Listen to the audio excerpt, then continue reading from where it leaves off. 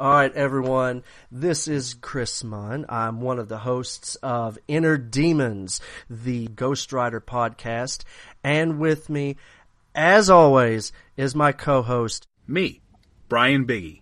And you are listening to Marvel's Damnation crossover event on Into the Night, the net's best Moon Knight podcast.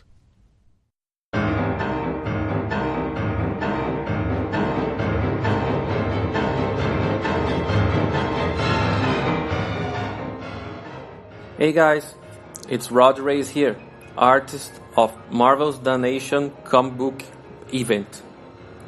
Welcome to the podcast crossover between Inner Demons, Sons of the Dragon, Defenders TV podcast, and Into the Night. Every issue reviewed, all tie-in books discussed. May all be damned.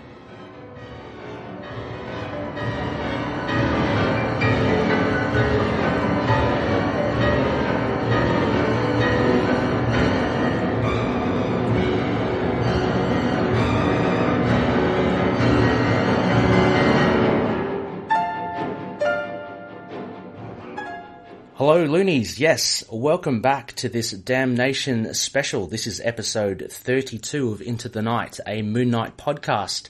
I am one of your hosts here, Ray. and I am your other host, Connor, here once again to deliver comic reviews, news, and more, all about our number one hero, all the things he appears in. And that's right, this week we are covering the second issue of the Marvel event, Doctor Strange Damnation, as part of the Damnation crossover between ourselves, the Sons of the Dragon podcast, Inner Demons, and Defenders TV podcast. But Ray and I are not forging this path alone, for we have a voice you'll recognize if you've been here long enough. We are, of course, joined by the wonderful Tommy. Hi, everyone. Hey, how you going, Tommy? Sorry, yes. Give a round of applause. Oh. Tommy, took it away. Don't worry about me. I guess surprise. I'm not actually Jeff Lemire. That was a great honor at that one time. But nope, we're going to be talking about your comics. Don't tell them that. It's just Tommy. Yeah. Tommy, yes, our man on the streets. Tommy's been a very industrious, I guess, loony. He's been helping us with a lot of research, and of course he did a fantastic narration a while ago now. That was before the new year, I think. So yeah, and you put that all together as well, Tommy, which was pretty cool. And you have written a couple, I think, or one other one, I think, for us as well. So apart from that, a lot of research as well. So unpaid research. We're sorry about that. Yes, Tommy. We'll forward the check when we. No, I got to say, money. guys, and I'll say this plenty of times, and I'm sure all the other loonies that are listening and the future loonies that maybe this is their first episode, that we really appreciate what you two guys have done. I remember walking into the night maybe a week after you released episode 0, and I was like, wow, this is just what I was looking for. So it's been a lot of fun, so I appreciate it. Oh, that's all right. Thank you so much. Yeah, I mean, and reciprocally, or to reciprocate, this can't work without the passionate and dedicated loonies as well. So it's really, I'm really loving the community that we're slowly building, and it's great to actually open the door and for any loonies that put their hand up. Connor and I, we love to have you guys on. So we're trying to make it a communal thing. And I think Moon Knight hasn't had anything like a podcast or a fan base that I've seen online for a long while. So it's great to get kind of the ball rolling with that. It's good to have you on, Tommy. So as we mentioned, you are a loony. You're quite present in a lot of in our Facebook group. And in a lot of discussions as well. I thought it would be a good opportunity as well since we do have Looney, a second live guest now. We had Chris Jones from Defenders TV podcast a couple of episodes ago. He's a Looney as well. I thought it would be good to maybe ask a few questions at you, Tommy, to kind of see what makes the great man Tommy tick. With all regards to Moon Knight and comics. So, I mean, like, how did you get into comics in general? Yeah, well, so I was born in the early, late 80s. I'll put it that way. So I was born in 1987, and so I was just having a conversation with one of my colleagues who was born, I don't know, in 1982 or 1983, and we've been razzing each other about whether we're millennials or not. And I think the official definition is, unfortunately, I am a millennial, even though I don't feel like it. But so I really kind of came of age in the 90s, and so because of that, I had the X-Men cartoon, right? And so that was probably outside of like the Batman movie. What was it, 1989? Those were kind of my first exposure to the world of comics. And my older brother, who's about 8 years older than me, he collected comics a bit, mostly X-Men. He had some Cable when that came out, and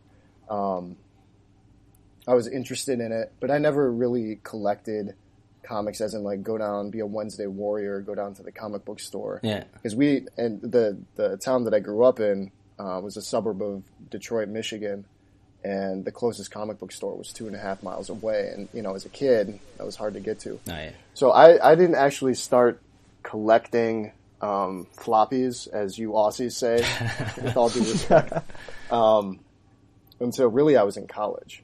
Right. So you know, I fell in love with the X-Men, Wolverine. Logan was always my favorite character. Big fan of Spider-Man, and Batman. I think has been and still is my favorite comic character because he, outside of that X-Men cartoon, you know, think Batman animated series. Yeah. That dominated my youth. So I still collect. You know, in my adult years, Batman is one of the issues I still collect. Yeah, right.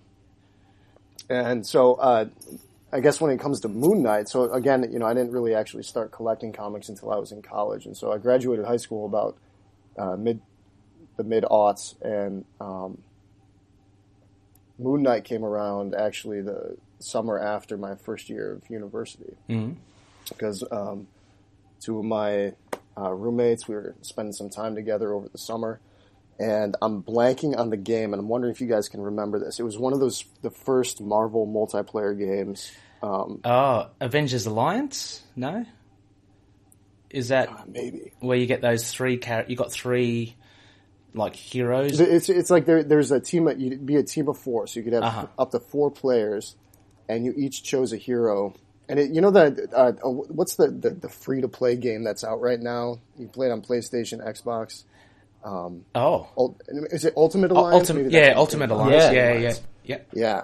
And I remember that, and so this is, say, like summer 2006, right? Yeah. Which is auspicious timing because that's basically when the Houston run started, right? Yeah. And so the few of us were playing, and we were up late at night and just having fun. And I was probably playing Wolverine or... you know, somebody you'd usually jump on. And I remember my buddy Fitzy chose Moon Knight, and he had, and I know we've spoken about this a lot in the Facebook group, but Moon Knight had the best like taglines and the audio bits. Right. And so, you know, in Ultimate Alliance, the first one, Moon Knight, I'm going to do my best impression here, but it sounded like this. It went, Moon Knight. And it was so creepy and weird. Yeah. And I had never heard of Moon Knight before, right? Yeah. You know, and lo and behold, you know, when I was digging through my brother's comics that same year, I found a Mark Spector Moon Knight issue by Chuck Dixon. And so anyways, from that point forward, Moon Knight kind of became a joke with the three of us, in the sense that, you know, we would just kind of use that tagline. And you'd be quoting off him. I picked up a couple issues that year. Yeah. So I picked up a couple issues that year from that Houston run, the fall of 2006. And we all know, I mean, that is the top run for many of us in the ITK community. And I didn't collect the full run, and I years later I had to kind of go back and make that up. Yeah.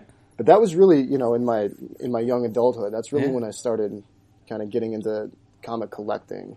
Always a fan of, you know, Marvel and DC, the big names. Never really Image or Valiant, but So yeah, no, that's good. It's really really interesting to hear how you did come across Moon Knight, because he is a minor character among the plethora of Marvel characters, and it's interesting to hear that you kind of came across him first in the video games, which he seems to be ever present. Like I think I'm playing Future Fight as well, which is on it's on the tablet. It's like a game app as well, and Moon Knight's pretty cool in that. He's been constantly in he's in Avengers Academy as well. He's in Contest of Champions, and for such a minor character, he seems to always kind of, I don't know, he has that cool factor, I think, and he looks good, I think, in video games, and he's always present. I find that really cool how you stumble across him in the video games as well. Did you think, being a Batman fan as well, were you ever kind of put off by, the potential parallels that you saw between Moon Knight and Batman? Did you ever look at him and go, oh, hang on, this guy's blatantly, Batman-esque? Yeah, Marvel's Batman, or as our friend Meme Knight calls, DC's Moon Knight. Yes, right? Of course. Batman's real name. Yeah. I saw that today and I just laughed out loud. I actually, no, I didn't, because, so again, Batman, I think, will always be my favorite character, just because I grew up with the, of course, yeah, the Batman Returns, those movies, and Batman in the animated series. Outside of maybe Ren and Stimpy, I don't know if you guys ever watched that. Yeah. I don't terrified me. I'm not gonna lie. Yeah, in fact, I met. Oh, I'm blanking on his name right now. I might have it here. Yeah, actually, no, I have it right here. Bob Camp, who is the creator of Ren and Stimpy, he came to my local Comic-Con. Oh, cool. A year and a half ago, and I got to meet him.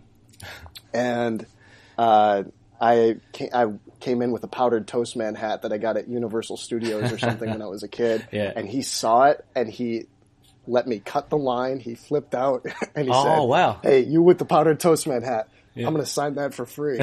So it was really cool. That's cool. But anyway, so outside of, say, Ren and Stimpy, Batman the Animated Series was always, and probably always will be my favorite cartoon. It's from my youth. Yeah. My formative years. But so anyways, with Moon Knight, coming into the Houston run, not a chance. I didn't see Moon Knight as Marvel's Batman. It was only in my growing and burgeoning fandom in the mid 2000s, and then now as an adult, that getting on Reddit and reading the blog posts and seeing the articles that pop up on CBR.com and then hearing that, oh, this is Marvel's Batman. Yeah. As a young adult, I didn't have any exposure to that, and because I started with Houston's run, I didn't see that. I think Samuel's, Mark Spector's, or I guess Stephen Grant's, Is Butler. Butler makes a couple of appearances in the Houston run, but even then, I mean, it's like, okay, this guy's in a mansion and he has a butler and he wears a cape, but maybe I was too stupid to make the connection, but I never associated Batman with Moon Knight, and so I think that's one of the reasons. Outside of again, my exposure to this character came out of a really fun experience with some of my closest friends, and I'll never forget that night, and that's, of course, where part of the love of the character comes from. It's as I got to read Houston's run, and then, we get into the Ellis run and the one-shots in the 2010s, and it's just an interesting character to me, which, it just seemed like there was always something new with Moon Knight, even with the Bendis bits, which I guess I don't hate as much as others, but... Yeah, that's... They're quite the talking point, aren't they? The Bendis issues, right? But it's just, to me, Moon Knight is an interesting character, and that's for me why I go to comics is to read a story that's driven from character, not driven from plot, but it's driven from the choices that the characters make, or the choices that the characters are forced to make, by their own. Sorry for the cliched line here, but their own inner demons, So. That's why I love Mooney. He's cool. Yeah, he's weird. He's very cool. And similar, I mean, like what you mentioned as well actually harks back to what one of my work colleagues has mentioned. It's that kind of camaraderie you have, like, with your mates, and forming those fond memories. So you say that you were playing that game with your mates, and Moon Knight kind of arose from that. My work colleague, he's not into comics at all. He's just your regular work colleague, but he was telling me how he and his mates when he was younger would play the Golden Eye, the James Bond. There was a game on Xbox, Nintendo 64. Yeah, I think so. Oh, Xbox, Ray, come on. Oh, I don't know. How old are you? Come on. Nintendo 64, Golden Eye. Oh, okay. That still stands as probably the greatest game of all time. Oh, there you go. Yeah, and my mate Jake, he just was telling me, he remembers going methodically to his mate's place, and they'd play it all the time. So he grew to have this affinity with GoldenEye, and then he went on to the movie, and for some reason, I think for all intents and purposes, it's not a fantastic film, but it brings all those happy memories. So it's kind of one of his favorite films. Yeah, for sure. Yeah. It's quite... You should connect him with me. I could talk his ear off. I have the same connection with James Bond, GoldenEye, and not just the game, but just that movie too. Because that was the first James Bond movie that I saw with my best friend. Well, it was the first Bond movie that I remember seeing, but I happened to see it with my best friend in the theater. So yeah, right. Well, quick thoughts, Connor. What do you think of Pierce Brosnan as James Bond? Look, he's not my favourite, but he was my first, so really? There's a bit of love there. Yeah, once again, GoldenEye was for me as well. That was the one that always, I think, the popular one that played on TV the most. Wow. We had a few of the games as well. Yeah. Yes, and this would have been like 2006 or 7. That's so funny because, being a little older, I never knew GoldenEye was such a phenomenon. Amongst, I'm from actually from the Roger Moore days. I'm a bit older, so yeah, I got introduced with James Bond through Roger Moore. And don't forget that unofficial Sean Connery one that came out in the 80s. That's your time too, right? Sean Connery. There's. Yeah, so Sean Connery, they had Bond come back. So the Broccoli production company, right? I can't remember how this played out, and I'll have to look into this later. And I'm sorry if this is wasting time for everybody, but I remember that after Roger Moore was done, somebody, and I don't know if it was the Broccoli production company, but something happened where someone got the rights to produce a Bond flick. But there was some hiccup where they didn't keep it within the mythos, or they couldn't use an actual story by the original author. Yeah, and so, but they had Sean Connery come back, and so he was probably in his 50s really? At that point, and he's playing this playboy. And I'll find it while we're talking today, and I'll probably blast it out in the middle of the script that I'm going to read in 10 minutes, Yeah. But anyways, that's from the 80s too, and that was I think that was the last movie before the gap before Pierce Brosnan took over in 93 or 94 when GoldenEye came out. Oh, okay. There's I want to say like a 5 or 6 year gap. Yeah. In between the 80s Bonds and then. There was Pierce Brosnan, so there was Timothy Dalton as well. I think in between there somewhere.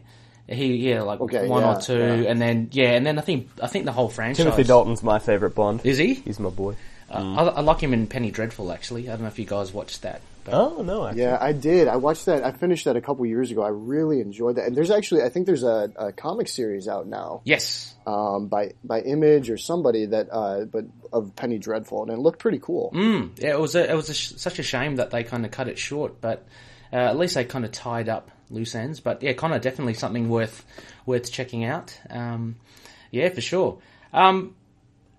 Yeah, I mean that's great, Tommy. I think you've pretty much. I was going to ask you about like the TV. Well, what are your thoughts about the TV and movies coming out at the moment? Like, obviously, you might share the same sentiments about the MCU and the DCEU, but also like are you watching Jessica Jones? Are you into the Netflix shows or what's? Yeah. So, oh man, you got.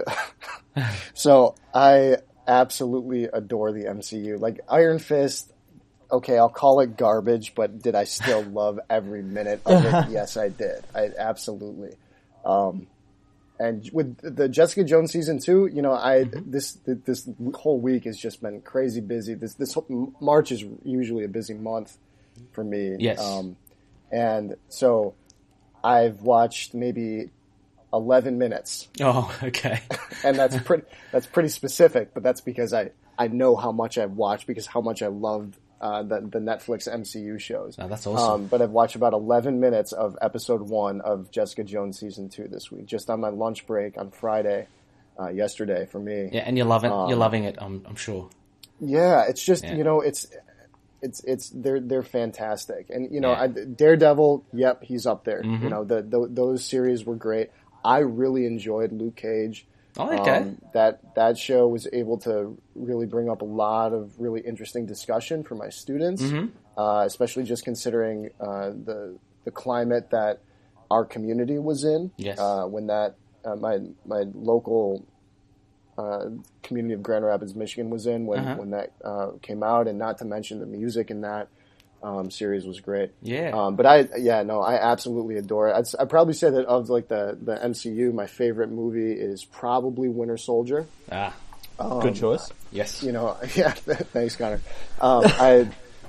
Captain America was never, my favorite growing up, because again, I was X-Men and Batman. That's pretty much what I was in my youth. But what a cool movie! It was and I'm pretty sure is it Winter Soldier where we hear that clip where it's either Winter Soldier or Civil War. I think it's Winter Soldier where we hear that clip where a Hydra agent is taken down by Cap or somebody, and he says that we have somebody in Cairo. Oh, and that's when I heard that, that's when I was thinking, all right, Moon Knight's coming, right? Yeah. Moon Knight's going to be in the next movie. Yeah. There's a lot. Hasn't happened yet. There's a lot of speculation as well. I think Rebecca once mentioned as well. I think in Winter Soldier as well, there's a scene where there was speculation. There was a van or something in the distance, and everyone was speculating whether that was the Punisher's battle van. Punisher, yeah. So there were like little bits of. It's the van that like takes out a semi or something like that, yeah. and you don't ever see it again. But it's just this nondescript, kind of dark, kind of looks like it's fully bulletproofed, right? Yeah. But that's what makes this fun, and I love that because again, coming into comics fairly late, in my life, but in my 18, 19, 20-year-old, at least in a way where I was, conscious of what I'm buying, not just like here's a Heathcliff comic that I'm going to pick up for summer camp, or here's there's so but it's been fun. So and I think the TV shows and the movies certainly do help in assisting, I guess, people who are interested in that sort of stuff to kind of lead them towards comics as well. I mean, there are always a lot of like similar to how you kind of met Moon Knight through the gaming world. Now we have these big budget movies that rake in. I think Black Panther has already surpassed the $1 billion mark. Oh my gosh! Yeah, we've got these huge tentpole. Good for it. Yeah, exactly. And so much exposure, and you find a lot of people are introduced to comics through the TVs and the movies. So that's really cool. The Hulk show, right? The Hulk show. Yeah. The Hulk show from the early 80s. Yeah, right? Bill. That was one of my favorites. Bill Bixby and Lou Ferrigno. I used to watch that. Yeah, as a family. I remember we'd all sit on the couch and we'd all watch it, and I'd be telling my mum and dad what was happening because as a little kid, you're kind of proud of understanding what's happening. So I tell them, and it was a lot of fun. But Connor, I know that you might be a little behind on Jessica Jones, or have you watched The Punisher yet, Connor? No, I'm so behind on both of them. That's okay. Look, comics. I think the comic books have got to be read first. If you were to put things in order. But you've got a lot of good viewing ahead of you, Connor, as well.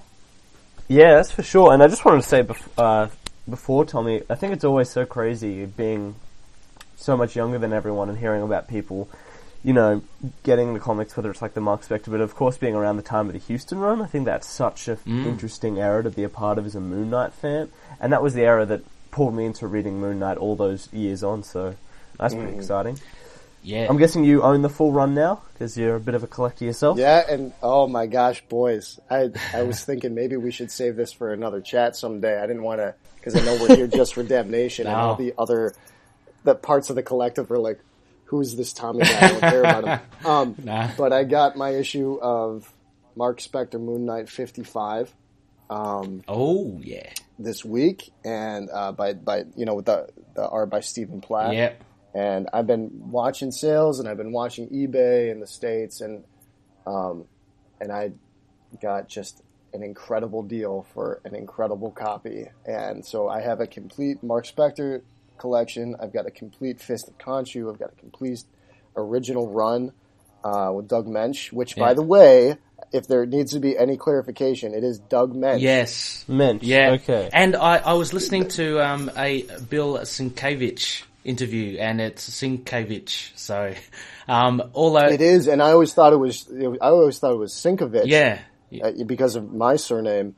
But yeah, so I've listened to a couple, and I think Ray and Connor, you posted, I forget the other podcast. Yeah, Marvel Epic. But that's right, yeah. And with a recent interview with him, and John Suntress's Word Balloon, which I adore. I love Suntress, and but yeah, it's Sienkiewicz. Yeah. And so that's but anyway, so I've got, and I picked up some really great Marvel previews, and I've just my collection's rounded out just about. I'm missing a couple of the appearances and Spectacular Spider-Man and others, but it's just it feels good because a collection's a good thing. Whatever you collect, right? Yeah. It's a good thing for a person to do and have, and it's been a lot of fun. And I got to say, guys, and I'll say this a million times, I really appreciate what you two have done for fans like me, because this has been a lot of fun to have somebody to talk to on the same level, and it's been a lot of fun. So thank you. Oh, no worries. Like, it's great to actually see that, fans such as yourself, and we've got, our good mate Adam Prine and Josh Johnson. Adam. A lot of great loonies here, and like we're fiercely loyal to our loonies as well. And it's just great to see that all these collectors, giving each other advice. Paul Verbster from Melbourne in Australia, he's always got his finger on the pulse for good sales, for collections.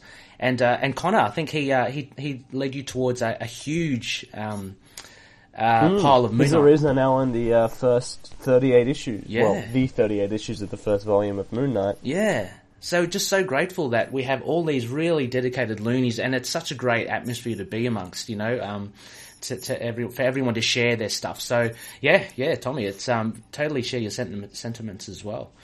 Look, I guess we better move on a bit. We do have a little bit of news, and I think, as we mentioned just off air, look, we do have a few articles here, but they can really be kind of gone through at a brisk pace. Connor, shall I throw it to you for the first one? Yes, we have the first bit as Infinity War approaches, now coming out sometime in April at a date I don't remember because I am bad with most things, and dates are one of them. But got bumped up, right? Is it April 27th? Yeah. That's it. I will be a supernova for that weekend, so hopefully I'll be able to catch it there. Oh, lovely. It talks about a leak from the Toys R Us website talking about the fact that Captain America's secret Avengers are confirmed in Infinity War, and when it comes to the character bios, which gets us all a bit excited when Moon Knight was a big part of Captain America's led secret Avengers run back in the day. Yeah. Look, I hope this isn't a spoiler for anyone who wants to kind of be unsullied for their viewing of Infinity War. But I think it's it's just a tag, I think, for some of the players in Infinity War. And it is exciting to see, yeah. So the connection there with Moon Knight, I guess, is that in the comics, Moon Knight was part of the Secret Avengers, which I'd love to cover as well, kind of one day as well, because it's gotten great. I've got my stack right next to it. And it's apparently a really good run. I have to familiarise myself with it. But, what are your thoughts on that run, Tommy? Is that good? I think for the sake of news here, I really enjoyed it. I actually read the full run of Secret Avengers just within the last 6 months. Oh, I picked up the trades again, finding just killer sales. I think I got probably average each of the 3 books for about $4 each. Wow, that's incredible. I mean, that's a 25% price of the original sale. And, but it's a lot of fun. There's a lot of really cool covers I've found, that are embedded within the trades, with, Moon Knight on them. I mean, the cover of the first trade, Mission to Mars, has Moon Knight in the foreground, front and center. Again, this is his Vengeance of the Moon Knight costume. Uh-huh. But just really cool, kind of techie, just a really, really cool series. And I can't take credit for this. I want to say it was Adam, but this was months ago. But on the Facebook group, somebody noted that it was really in Ed Brubaker's secretive. I think it was Brubaker was still writing. Mm-hmm. Because Warren Ellis, maybe it was Warren Ellis actually, because he took over for the third trade. So that I don't know what issues that would have been, but that was the first appearance, we think, of at least the costume of Mr. Knight, which for Loonies is pretty significant, because that costume not only suggests a fighting style, but it also suggests an identity, right? For Mark. And maybe, as we've seen in the Bemis run, maybe Jake Lockley is Mr. Knight, or there might be some mix in there, right? Mm-hmm. And that's again a conversation for later. But so I really enjoyed it as a Moon Knight fan. I really enjoyed it as somebody that was not so much a fan of Nova, because he plays a pretty significant role, at least in the first run. Mm-hmm. But again, I think absolutely that would be something that I would absolutely push for ITK to take a look at, either in the trades or just as the entire run of. I think there were at least 20 issues, I want to say. So, but it was a lot of fun. Yeah, so I liked it. It's a massive run, I guess. So I would have to dedicate a lot of time. As you say, we'd probably have to look at it in trade, I think. Because we are kind of going through, I guess, a classic and modern run. So we'll have to fit it in there somewhere, Connor. But there's plenty of goodness, whether it's crossovers or Moon Knight's current series or his classic or modern run. So yeah. I was just going one of the things with Secret Avengers, I think it's kind of a sort of just sort of like an untapped gem. I think all the people who have read it adore that series. It's a fantastic action comic, but it's also one of the ones that isn't totally highlighted, as we got an article coming up sort of, saying, so it's one of the ones that if you know about it, you probably love it, but there's a fair chance you probably never even knew it was a series that ran in the 2000s and something. I don't even know the date. It was quite, it kind of slid in there. Have you got the date there, Tommy, by any chance? Yes, it was. There's a copyright in 2010, but if I recall, this may have released late 2010, but it was run in 2011, I think. Yeah, right. Okay, so and I don't know if it extended into 2012. Right. Yeah. It's a great. But about that time. So. Yeah. And look, it'll be great to see some iteration of the Secret Avengers in Infinity War anyway as well. It's kind of reminds me a little bit of X-Force, a bit of a Black Ops unit. I don't know. So yeah. The thing though with Secret Avengers though is that if I recall, Steve Rogers became disillusioned with SHIELD, or it wasn't the same thing as he was hiding from SHIELD, kind of like at the end of MCU's Civil War. Mm-hmm. But he had determined that the world needed something beyond SHIELD. And then SHIELD plays a role because then there's a whole business with where the Secret Avengers actually take on SHIELD in the second or the third trade paperback.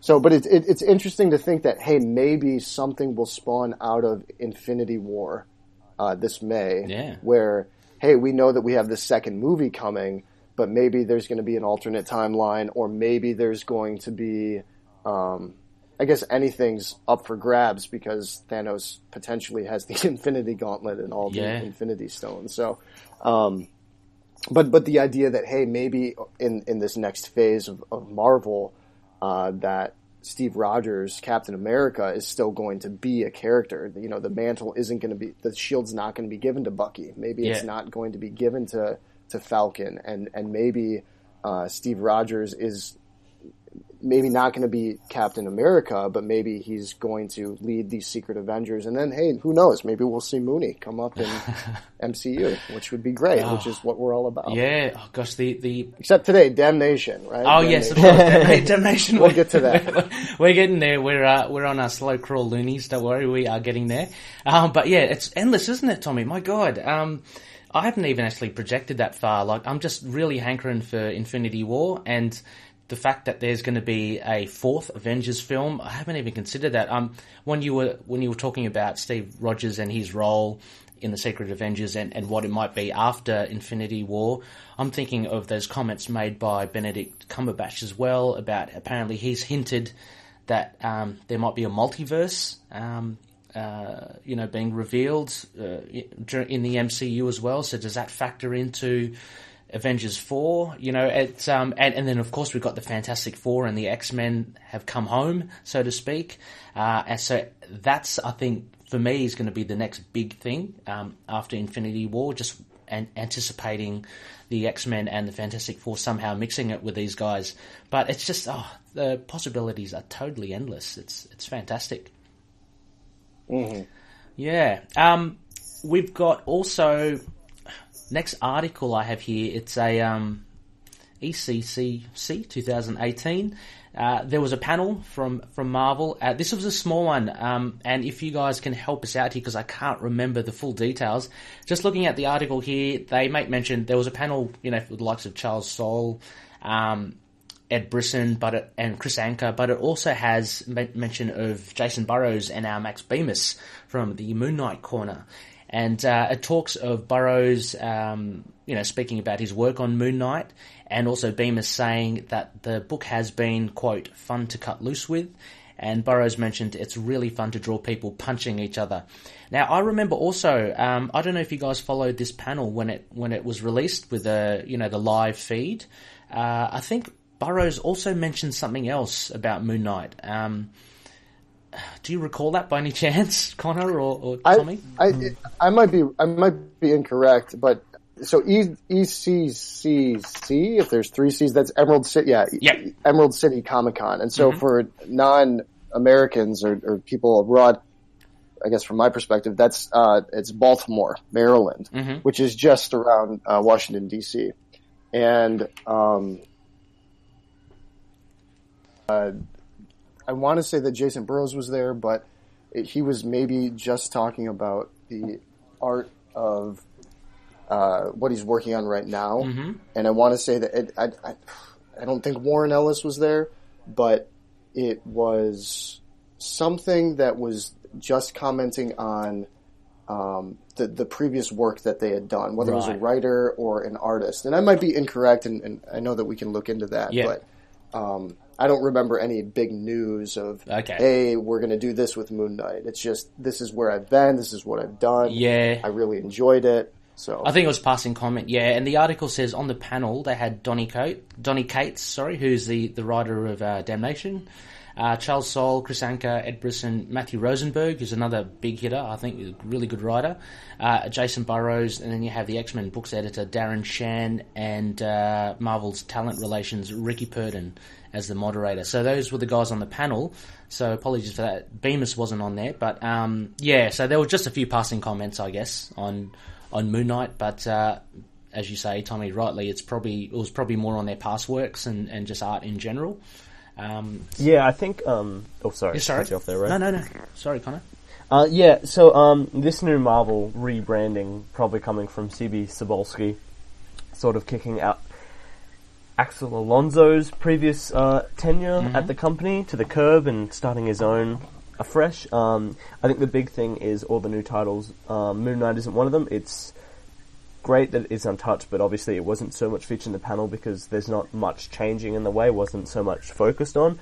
but we still get confirmation from the talk that there's no imminent cancellation about the run, and that we're still chugging on forth for the next coming months as we hit this new rebranding. So that's, they didn't get the biggest appearance, but it's just nice to feel confident in the fact that that run is still here and still being shown off by Marvel, even in the face of a giant rebranding. Yeah, right.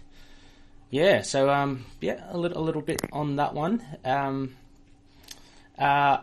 Connor, have you got the next one there? Maybe jump into, we've got point 4 here for the news. That's kind of related to conventions as well. Oh, okay, yes. The Denver Independent Comics and Art Expo we're talking about here, held on April 14th and 15th, under the title from comicbook.com, How DiNK Offers a Different Style of Comic Convention, talking about its sort of how it's running, but also some of its guests. Just off the cuff reading through, we can see that one of our big ones here is that Jeff Lemire will be there. Even this article advertises his Moon Knight, so it seems he will be there at the convention. Happy to talk about that as well as many other things. That's great news. And Matt Kint as well, who's yes, for any Valiant fans, I guess. Tommy, have you come across a lot of Matt Kint's work?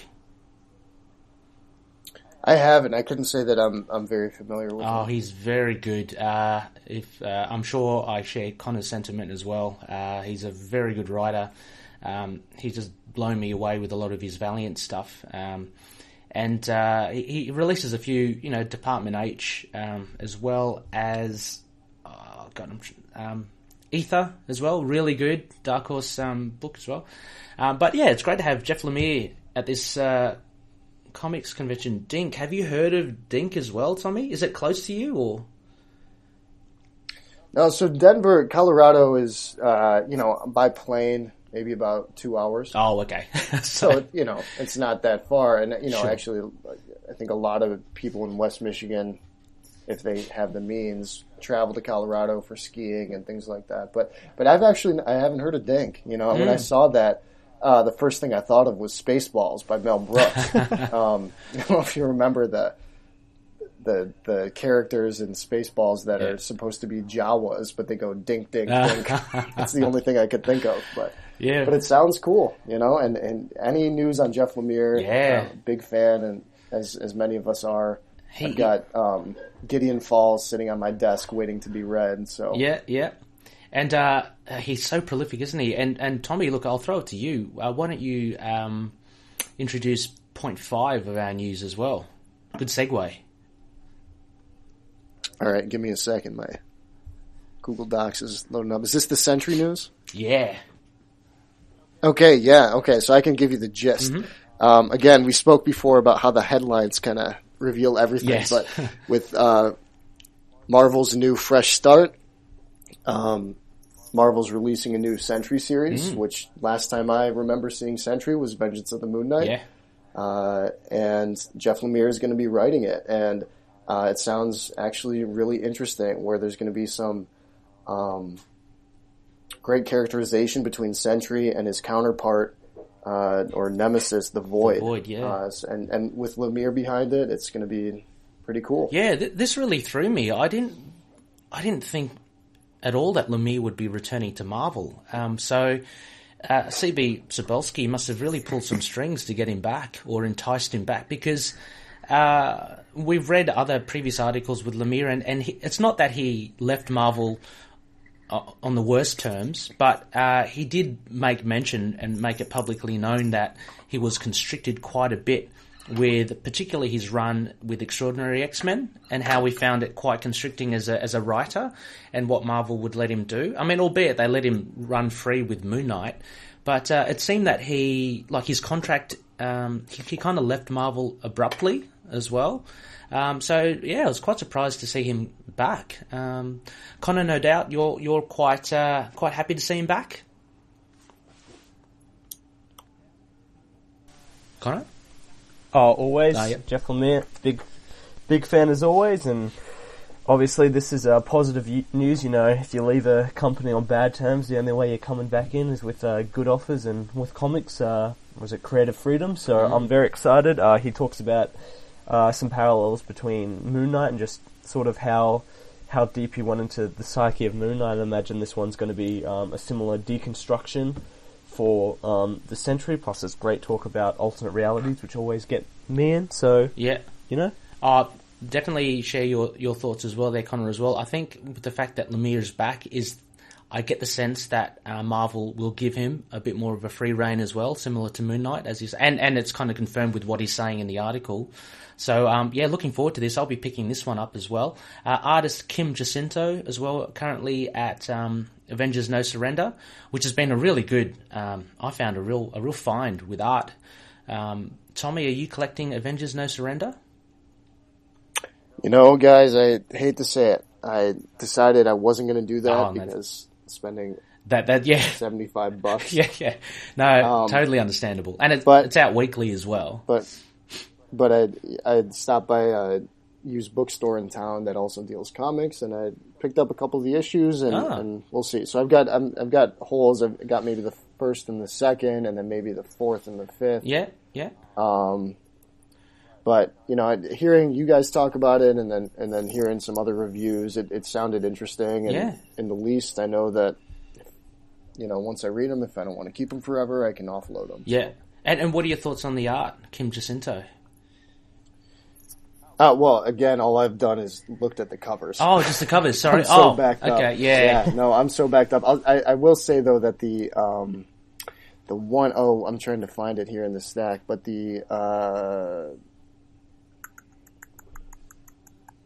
I want to say it was the third issue with who's on the cover of that? Third issue. But there's a character that's just popping off the page, and it's just a really, really cool image. I love all the covers. Actually, they're so well done. I can't remember who's on the third one though. Let me just pull it up. But it's worth a read. It's a bit of just kind of popcorn fun. If I can say that, and discern comic books between popcorn fun and serious, deep kind of writing. It is just a bit of action-y fun. So, okay. I'm just trying to pull this up, but it's... we'll get there. While we're looking at that, I wanted to also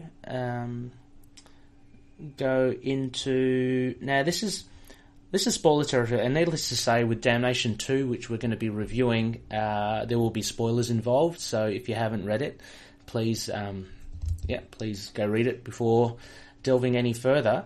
But this article came up as well, which had a bit of a connection to Moon Knight, and it was a bit of a spoiler for Damnation 2, and it's how the Avengers team turned into a team of Ghost Riders. So...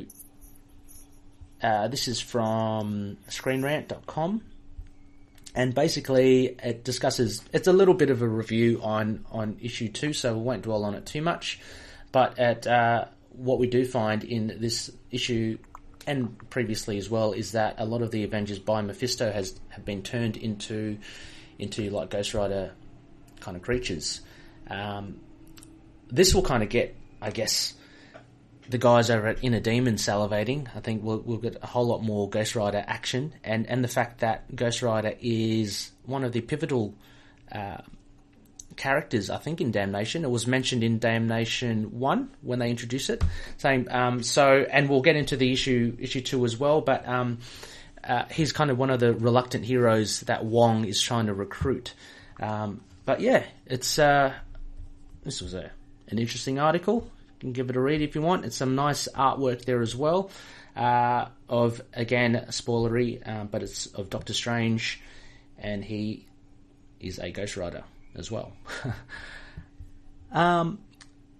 Finally, I guess we have... This is another little bit of news from, again, Moon Knight alumni, and again, it is our favourite artist, Greg Smallwood, and... It's got we have a bit of an article here on the release of one of his comic books coming out with, is it his sister? Do we know? It is his sister, Meg. Yeah. Right. Vampironica #1. This should be pretty fun. Are any of you guys planning on getting it? I have actually already sneakily read the first issue. Awesome. And I can say it is bloody gorgeous. Smallwood. No pun. Just knocking it out of the park with a vampire story. Yep.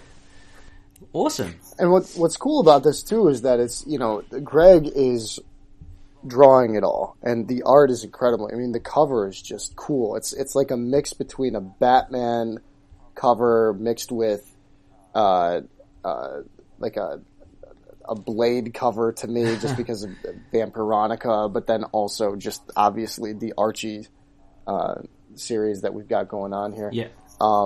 And the art is just incredible. I mean, Greg Smallwood is he's just an interesting artist to me. I don't have the vocabulary to describe it, but the way that he draws human characters is just really, really interesting to me. And it's cool that he brought his sister in, you know, and here we have perhaps, and I'm not familiar with Meg Smallwood. Maybe she's written quite a bit, but here we have another perhaps great opportunity for an author to make it in the comics biz. And so I'm probably not going to pick this up just because, it's money. Funds, but it looks cool. It looks really cool. And without spoiling anything, Connor, would you have to know much of the Archie world to pick up Vampironica, or is it a good standalone thing, or what? Yeah, good standalone. I mean, bunch of teens, you pick up on the character traits pretty easily. Yeah. If you've read a Archie comic, that's the thing about the Archie characters. You read an Archie comic, you get the characters straight away. I mean, I'm sure there'll be plenty of nods, and sure there's plenty of nods I missed as a Archie novice. But it's a nice, fun vampire story with using the Archie archetypes, which is fun. Awesome, good, awesome stuff. And I totally share your sentiments as well, Tommy. It is hard to describe, I think, how much in awe I am with Greg Smallwood's art. There's something about it that is, it's just so meticulous, and it's such a specific style, and it's very neat. I know anyone who really likes neat art. It's very clean, and I just find it fantastic. And I was just looking at the cover there to Vampironica, and I think I'll try to pick this up. Maybe it's a digital because it's slightly cheaper.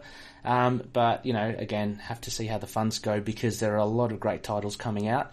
And I still want to continue my Mooney collection hunt. So we'll see how we go.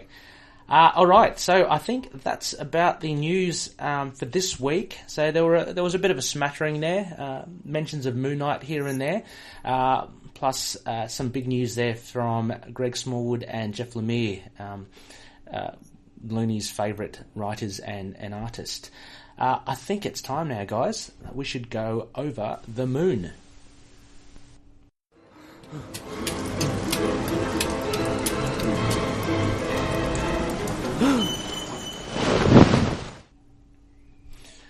Yes, so we are over the moon here, and as Connor, as you mentioned at the very start, this is a Damnation event special issue. So we are doing part 3 of a podcast crossover with the likes of Sons of the Dragon, the Immortal Iron Fist, Defenders TV podcast, and of course Inner Demons, a Ghost Rider podcast. So we'll put in the show notes the links to parts 1 and 2, which were done by Sons of the Dragon and Defenders TV podcast respectively. We've got issue 2 to look through, and this was a cracking read.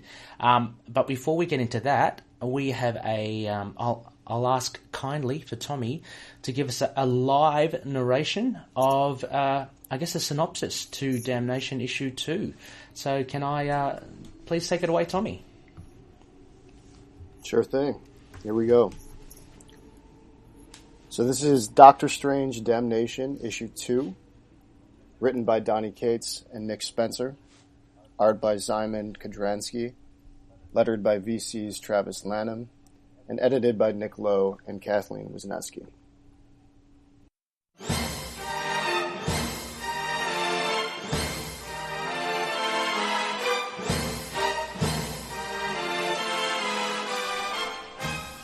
Thrown into the middle of things, Stephen Strange opens the exposition with excuses. Following Hydra's destruction of Las Vegas, Strange explains that his plan to resurrect Sin City came only from the best intentions. But Strange's meddling opened up a pathway for Mephisto and his realm. Surging out of the desert sand, a towering spiral of hellfire and obsidian looms over the city. We learn that Mephisto tempted denizens into sin and quickly claimed their souls, trapping them within his hotel of horror. In an attempt to recover from his error and save those taken by the demon, Dr. Strange agreed to play Mephisto's game. Strange, in his arrogance, allowed his hubris to get the best of him, and he tried to cheat the devil himself at the crossroads, a game that can never be won. As punishment, Mephisto loosed his new Ghost Riders on Strange, conscripting Thor, Captain Marvel, Hawkeye, Falcon, and Black Panther as spirits of vengeance. Mephisto commands Thor to break Strange's legs. Strange admits this is all his fault, but he needs help. We cut to an English pub. Strange's former assistant and guide, Wong, is seated at the bar with a proper pint, waiting. Bats, the ghost of Strange's dog resurrected by Loki, questions Wong's plan. Wong, in his patience, is waiting for someone. A body crashes across the pub floor. Blade enters in a fury, slicing and dicing vampiric hooligans while Wong and Bat sit pretty at the bar. Wong's getting a crew together. Next, to Mount Wundagore, Transia. Wong and Bat stand before a beastly monster. Again, calm, cool, collected. Bats mentions demons, and Elsa Bloodstone sends a shotgun blast through the beast's chest. She's in. New York City. A dojo. Iron Fist needs no convincing. A rooftop. Moon Knight is too busy for Wong. But Mr. Knight? No problem. He's ready for it. Then, Florida. The swamp. Brother Voodoo and Man-Thing. Only one remains. The leader of the pack. The rider. Wong finds Johnny Blaze gassing up his bike and buying booze. It only takes the name Mephisto to secure the package. No one knows Mephisto better than Johnny. We cut back to New York. The Midnight Suns sit around a briefing table in the shell of the Sanctum Sanctorum. A Spidey chew toy is bleeding cotton stuffing under Bat's paw. He's sassy. Wong explains the basics. With the 5 heroes already taken by Mephisto, Wong's new team is all that can stand in the demon's way. Rescuing the new Ghost Riders is the first objective. Discussion erupts. Elsa Bloodstone wonders what a bunch of monsters, a psychopath, a kung fu, Jim, and a useless vampire slayer are going to do to Mephisto. But Blade calls the shots fired. He argues with Bloodstone, and Iron Fist jumps into the fray when Wong shuts it down. Moon Knight quietly asks Voodoo who the psychopath is. Again, Wong details the basics. The fact is, this motley crew of heroes are the only hope Wong has of fighting Mephisto without joining his forces. None of these heroes are without sin. And Wong knows he can take down every one of the Midnight Suns if it comes to it. This is a rescue mission, but it's also a full-on assault against Mephisto. They leave in 30. The team hits the strip and are immediately surrounded by demonic goons. Blade is taken out and slammed into the Vegas rubble. Mjolnir is trapping him within an Asgardian enchantment tinged with hellfire. The new riders approach. A storm of fiery arrows ranges overhead. Our heroes are pierced and surrounded. But there's hope yet. Out of the chaos, a cement truck soars through the air following a similar trajectory and knocks the riders off their footing. No one knows where it came from. Then, atop a heap of burning rubble, Ben Reilly, the Scarlet Spider, looms like an ancient hero with twin AK-47s and a hunting knife strapped to his leg. The Midnight Suns are expressionless. They couldn't care less, it seems. Down the strip, Wong is taking on an ensemble of demons by himself when, in a floating blaze, Stephen Strange appears before him, his head engulfed in flames. Mephisto's newest enforcer.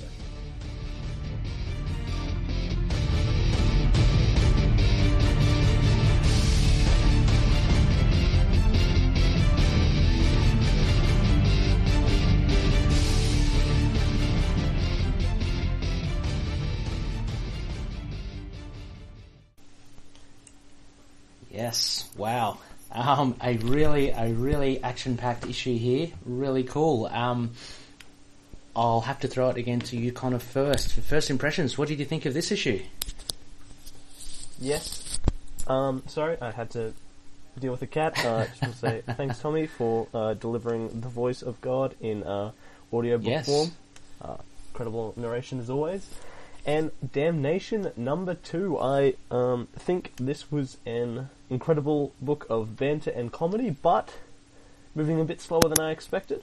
I think is my probably one of my biggest draws from this. I really enjoying it. Really enjoying the tie-ins. Just wondering, possibly a bit worried now halfway through whether this 4-issue mini will round out, or I think also coming to the realization that the tie-ins are probably very important with getting a full story here. So yeah, absolutely. You know, a bit of up and downs on this one, I think, but quality definitely high, which we'll unpack as we get into it before we come to some sort of score at the end.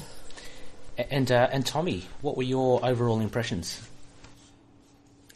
Look, I have to say, I enjoyed it. Ray, you and I were talking earlier just about how we're both Doctor Strange fans of the comics, and he's a cool character, and I'm buying in. You know, I think it's a lot of fun. I would agree, though, that when the entire first page is just exposition repeating exactly what happened in the previous issue. You know, if this was recapping what happened in last week's Doctor Strange issue, okay, that's one thing. And again, I think the second page does that to a certain degree. But the fact that the first page was basically just a regurgitation of what I already paid for, you know, I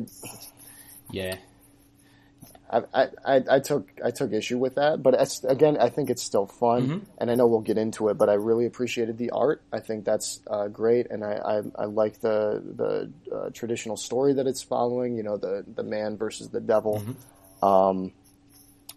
But overall, not the best issue, but it was still a lot of fun and no regrets. Yeah, look, again, I can't disagree with both of you guys. With this as well, I enjoyed it, but what I'm starting to figure out, and what you were mentioning, Connor, is that I find that these core books, and there's only 4 of them, I'm starting to look at them now as just broad sweeping strokes, and it's really the tie-in books. I mean, if Doctor Strange 386 is anything to go by, that is really where the details are filled in, because as you mentioned as well, Tommy, there's a bit of recap here, a whole page dedicated to it. And let's face it as well, largely this issue was basically getting the band together. And that was alluded to already in the last page of Damnation 1. So basically it's a fleshing out of that. And if you take that away, there's really not much else to this other than they kind of finally get together and they're kind of, you know, confronted with something. So nothing really happens. So I'm looking forward to, you know, the Scarlet Spider tie-ins. The Doctor Strange tie-in was fantastic, I thought. Actually, I rated that slightly higher than Damnation 1. And I'd definitely rate that higher than the second issue as well. Yeah, I'd agree with you as well. But yeah, at the same time, I'm enjoying this. And I wanted to ask you guys about that issue, just because I had last week's Doctor Strange on my pull list, but there was an error, and none of the comic shops in my area had that issue. Oh, no. Everybody sold out. Oh, no. Which I think is cool. Yeah. You know, or maybe they just didn't order enough. But I missed last week's issue, and so I know that I'm going to pick it up eventually. But, because, I mean, the whole, Jane Foster, Thor, I guess we should just call her Thor until now, I guess, because Odin's son's coming back. But, the fact that Thor breaks Stephen Strange's legs with Mjolnir. That's pretty cool, right? Yeah, it is pretty And I know that we get a glimpse of that here on the second page, but that's pretty metal. That's arguably more metal than some of DC metal that's happening right now. I don't know if either of you have read that, but that's been a lot of fun. Yeah, and it was certainly a big reveal at the end of Doctor Strange. Highly recommend picking up 386. It's just so well written, I think, and it has a bit more character development. You see a bit more bats. It's that's what I'm beginning to find. Yeah, it kind of fills in the gap. So I think if we look at it that way, and the way I'm going to look ahead is the Damnation core books as just the big broad sweeping strokes. Then reading the whole thing in its entirety, I think will bring a whole level of satisfaction to the reader. I'll say so. I guess let's get into it. For anyone that hasn't listened to us before, so this is Over the Moon. Tommy has given us a fantastic bare bones, which is the synopsis for the issue. What we usually do is we then give our four main aspects. So these are the four, I guess, big themes to this particular issue, whether they be introductions to characters or big reveals or whatnot. Followed by, we'll have just some sundry notes, which are just, little observations throughout the issue that aren't usually or don't necessarily warrant a whole discussion. But and then we will finish off with our Crescent Dart ratings. Now, with Tommy, our guest today, I think we'll open up the four main aspects with a bit more. So I'm sure we have a lot to talk about. Let's open it up. Tommy, I'll let you go first. Actually, what would you say would be one of the first main aspects for you? Well, all right. I'm gonna do. Can I do a mini aspect first? Yeah, sure. All right, thanks. So the third page here, where Wong and Bats are in this English pub, and then Blade comes slicing in, was super cool opening, and I do hope we take a few minutes to talk about Blade and his potential future in Marvel Comics, but also maybe in MCU. But I got to tell you, when I picked this up on Wednesday, I went out on my lunch break, and I was coming back to school, and I had another 15 minutes of my lunch, and so I cracked open the issue just to take a look at it, and I didn't get past the third page. Because in the last three panels there, these vertical panels, the first thing I see is Tottenham, till I die, I.e. And I, through one of my best friends, Colin, have become a huge Tottenham Hotspur fan. They're a Premier League football team, soccer team, and when I saw that, I started laughing, but then I also had this furious anger at the same time. And I am not a competitive guy. I'm not super into sports. I'm a big baseball fan here in the States, and I watch NFL, and I've become a big Premier League fan with my buddy.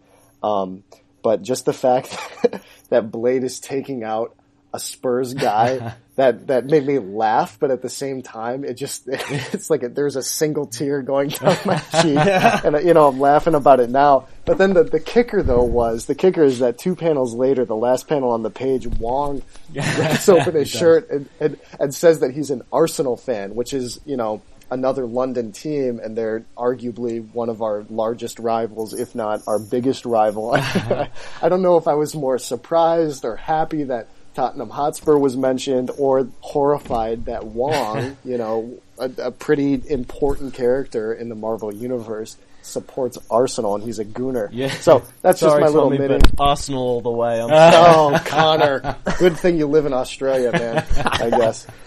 No, all respect. I get it, because fandom's fandom. Yeah. So I really enjoyed that. I don't know much about Donny Cates. I don't know, other than, Nick Spencer with, Secret Empire, which I have problems with, just like anybody else. But I think I enjoyed Secret Empire much more than I disliked it. I just thought that was a lot of fun. Yeah. But I do think the soccer hooligan thing, hooligans are not a thing anymore. That's 20, 30 years gone.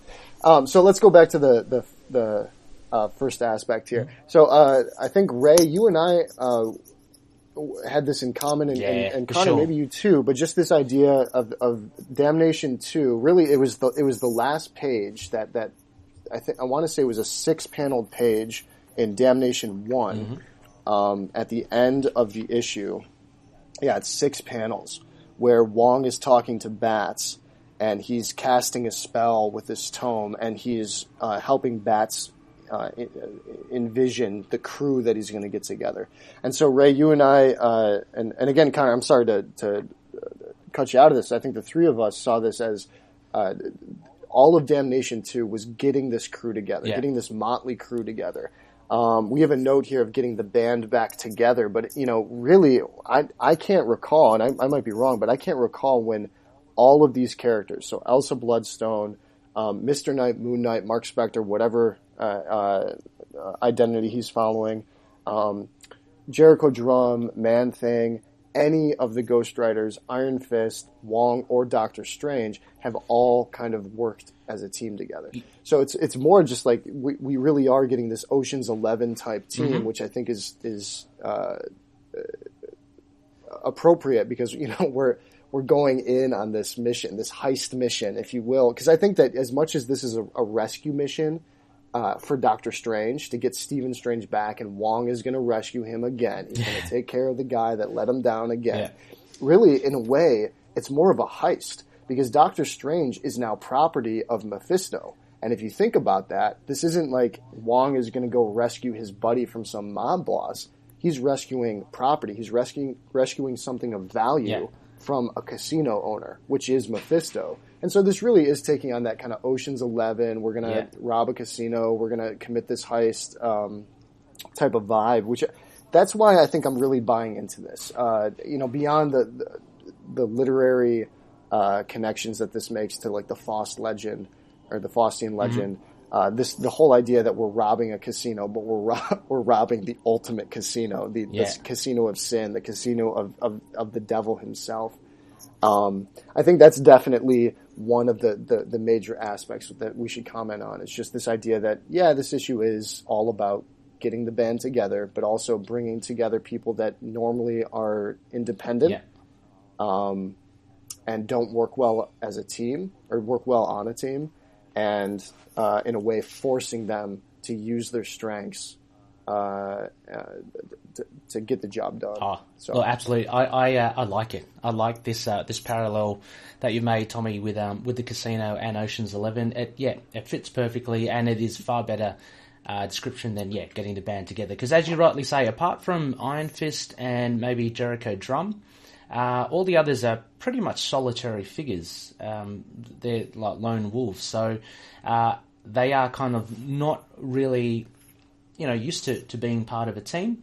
And it was one of the things I just really loved. I do like that they did flesh out bringing these people together because I just love that sort of thing. You were talking earlier about, growing up watching animated shows, and I remember this show when I was very little. I think it was, it might have been G-Force or something, but there was always a montage of bringing the characters together. And ever since, I've really loved, they go to, they go to England to pick up Blade. They go to Wundagore to pick up Elsa Bloodstone. So I like this disparity of characters and how they're kind of brought together. And pretty much for half of the issue, that's what we get. We get Wong just travelling around, bringing them all together. We do know this is going to happen because, as you say, it was in the last page of Damnation 1. But it was nice to see kind of fleshed out a little bit more. And I really enjoyed it, and the fact that Ghost Rider seems to be the reluctant one, but he's kind of drawn in because he feels compelled. He has to because of Mephisto. Kind of reminds me then of the Jason Aaron run of Ghost Rider as well, and kind of tying that with him.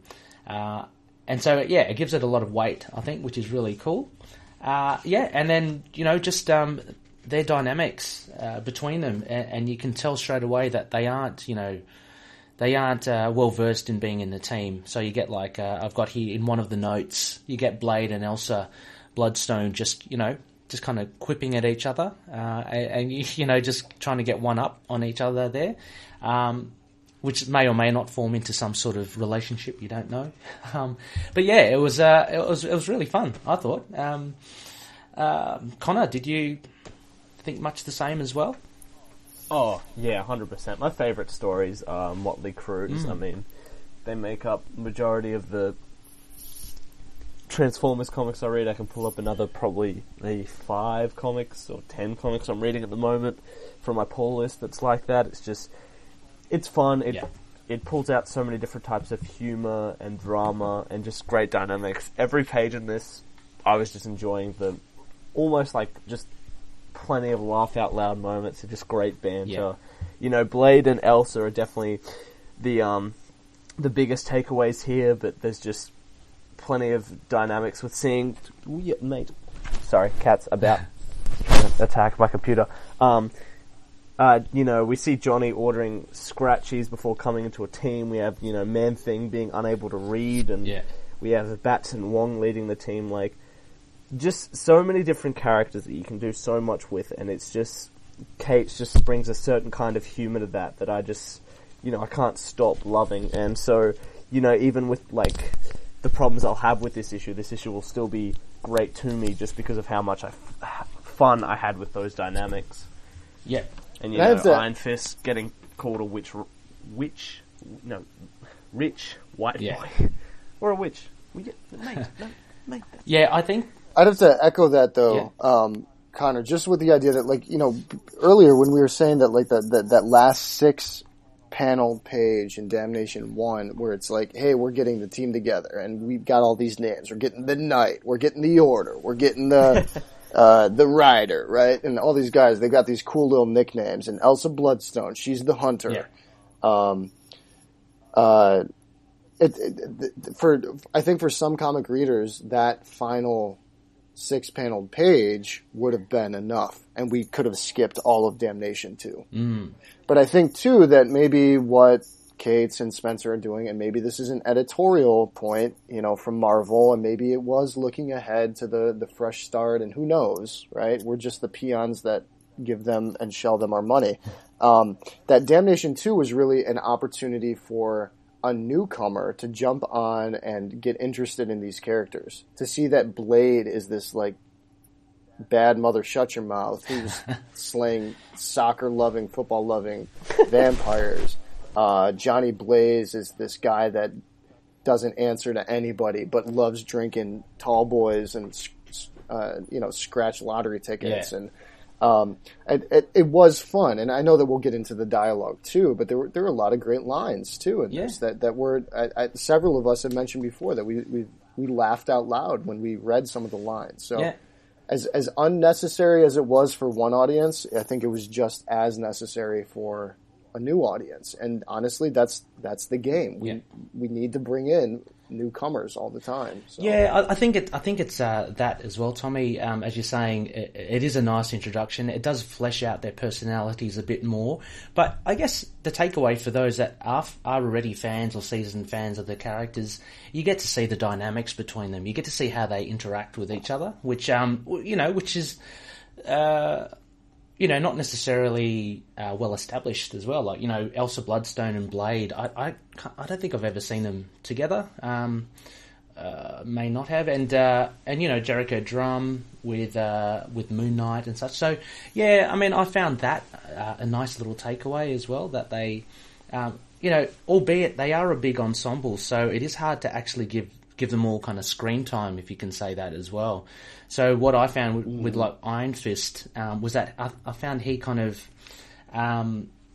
fell out a little, which was unfortunate, because, you know, him being in the Defenders on TV and all that, he seems to be slightly glossed over. I'm glad Moon Knight gets a bit more exposure. But yeah, having said that as well, I totally take your point as well, and see how this is very much more aimed towards those who wouldn't know the characters and kind of get a sense of them, rather than those who are seasoned followers and saw the last page of Damnation 1, and that was probably enough for us. But yeah. And Iron Fist is getting 2 tie-in issues, which I know we're all looking forward to, because this last Iron Fist run over the last 8 issues or so has been incredible. Oh my God. And I just hope that energy continues. And I know that Rebecca is a big fan too. So yeah, oh my gosh, yeah. The Ed Brisson, Mike Perkins run has been fantastic. One of the main titles I continually collect. But yeah, excellent. Connor, have you got an aspect? Yeah, I will actually totally follow on. I was hoping you guys were going to bring up the Motley Crue, because that's a big one of mine. I think one of the ones I really love here is to give a spotlight on a character who isn't our very own, is that I really love the importance placed on Johnny in this issue. He's been away from comics for a very long time. I mean, most of these characters had Elsa not until the Monsters Unleashed book, and Blade and Johnny both had a very, very long hiatus until the Spirits of Vengeance. And, Blade and Elsa get a great dynamic, but I love the importance of, Johnny is the one that needs to round up the team. He has a great scene on his ride away. They really, just the way they frame him as well in those opening panels just gives him so much weight and importance, and I think that's a great way to bring him back. And I think C.B. Cebulski giving reign to this event, and like we said, bringing in new people, is that I definitely think these two will have new books after this. Well, all of them really, but Blade and Johnny, I think, are going to benefit really well from this, and I think they really gave both of them justice. I'm not the biggest sort of knowledge. I don't have the biggest amount of knowledge for both of those characters. I've very much enjoyed what I've read, but I know they're both fan-loved characters with a lot of history who have been very absent. I think it's great to see them back, and it was just, Johnny especially, just the weight he had in this issue made him so cool and makes me immediately want to go back and read more of his run. Yeah, I mean, and look, Connor, I gotta tell you, give Dave's Signal of Doom podcast a listen. My man, he's one of the loonies, and Dave is a lot of fun to talk to. I want to give a shout out to Signal of Doom too. But he absolutely loves Ghost Rider, and I know that he's got a lot of great resources on him too, because I've learned a lot from them as well. Oh yeah, Connor and I know David well from Signal of Doom as well. Yeah, he's a big Punisher fan, big Ghost Rider fan as well. And let's not forget the Inner Demons, a Ghost Rider podcast. Brian and Chris are taking the reins. In a bit after They're this. Really good. Look, without being a Debbie Downer here, and what you say, Connor, and I totally agree with you, but what I was disappointed with was there's only the one issue of Johnny Blaze Ghost Rider as a tie-in. Yeah, and Blade, I think, as well, both have only one-shots, basically. Yeah. I mean, and for Ghost Rider to be the pivotal character in this crew, it surprises me that you get 3 issues of Scarlet Spider, 3 issues or so of Iron Fist, and only one of Ghost Rider. So fingers crossed. Let's hope that there is a series around the corner as well, because I totally agree with you as well. You also have to figure though where each of these characters are in their publication too. So Iron Fist closed a narrative thread last month, and so he's open now. I would say that one of the reasons that Moon Knight is not having any tie-in issues right now is because Bemis has a run that's continuing. It was mapped out, and there's several more issues to come. And same thing with Johnny Blaze. There's no, other than Spirits of Vengeance that came out several months ago, there isn't any Johnny Blaze Ghost Rider series out right now, right? Yeah, but surely that would mean then that you would open up another limited series, right? Like Iron Fist. I suppose going from 1 to 5 issues, is that what you mean? Yeah, and I agree, but I'm just playing devil's advocate. I think that with Iron Fist and honestly Scarlet Spider, which I know, Connor, you said you have a bit to say, and I've got a little bit of background that maybe would be best fit for next episode if you'll have it, but I think Iron Fist was at a point where it's hey, we're in a transition phase.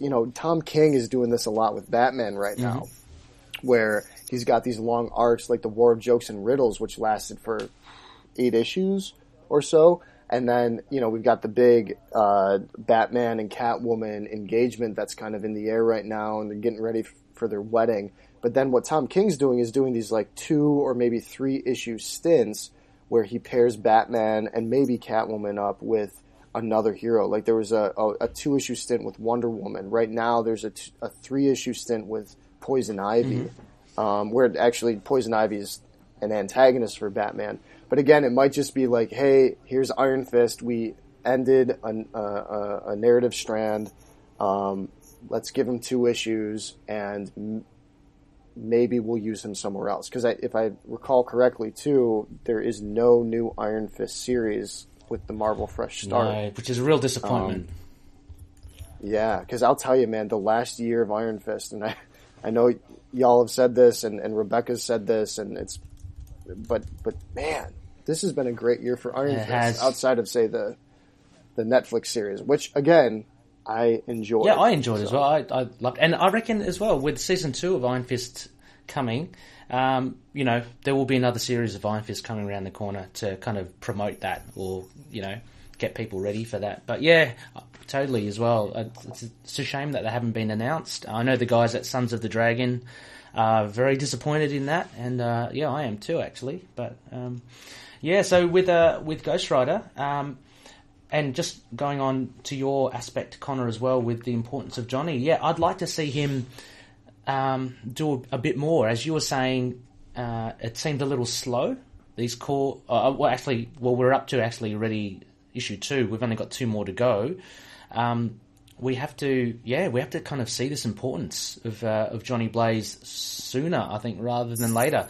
And we haven't as yet really gotten that, other than the sense of them saying, you are an important character, you will be the one leading us. We've still yet to see what that means. But having said that, we do have the Avengers, as mentioned in our previous article in the news, and Doctor Strange as Ghost Riders. So definitely integral to the whole part of Damnation and Mephisto. Have any of you guys read Jason Aaron's Ghost Rider as well? No, I have it sitting there. Okay, because it's funny in that as well. He is quite an important. He plays a key to everything.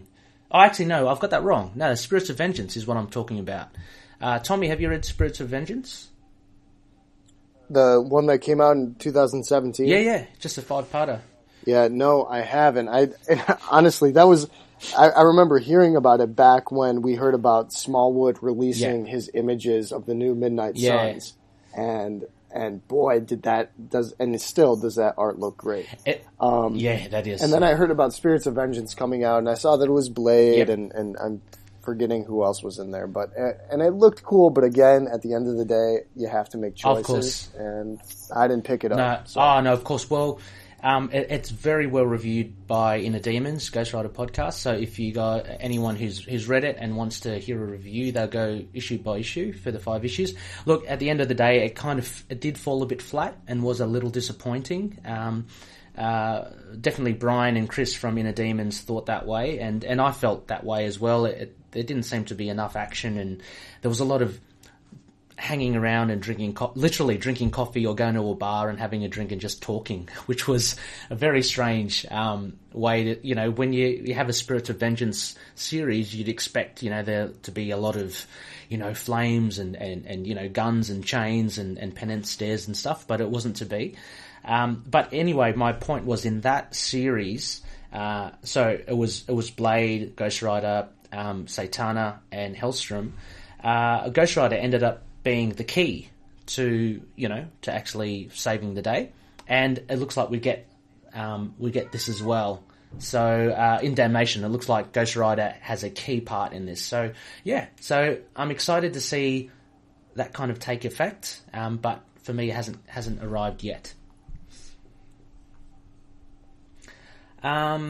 Okay, well, I'll chuck in an aspect now. I'll go for one of the big ones. There was a bit of a reveal in this issue 2, and that was the arrival of Ben Reilly, the Scarlet Spider. I've also got here in the notes, I found it quite interesting that he was armed with guns and a knife, but it was certainly cool to see a cement truck, and it kind of reminds you of how powerful the Scarlet Spider is, or any spider person is, where he can just lift and chuck a cement truck at people. So I found that was pretty cool. I love how you say that with such nonchalance. Yeah, it's pretty cool how this guy could, throw cement trucks at Yeah. Well, actually, It is cool though, is. you know. It's really cool. But I mean, it came out. It of did, nowhere. yeah. It surprised me. I mean, like, they were in the middle of the battle. You have Moon Knight looking up at this rain of flaming arrows coming towards him, and then you have Jericho Drum, you know, doing his magic thing, and then all of a sudden, like, all of these guys are under fire. You get this truck just out of nowhere, and it just decimates the Ghost Rider Avengers. So that was pretty cool. Which, and I know, Connor, you mentioned before that you might have a bit to say about Scarlet Spider, but with that cement truck throwing those Avengers / Ghost Riders, but I mean, this is Captain Marvel. This is Black Panther. Yeah. Hawkeye, yeah, is just a regular dude, but still, these are highly powered individuals now girded by the power of Mephisto, which is, who knows how that works, right? Yeah. And this cement truck out of nowhere shocks them off their feet.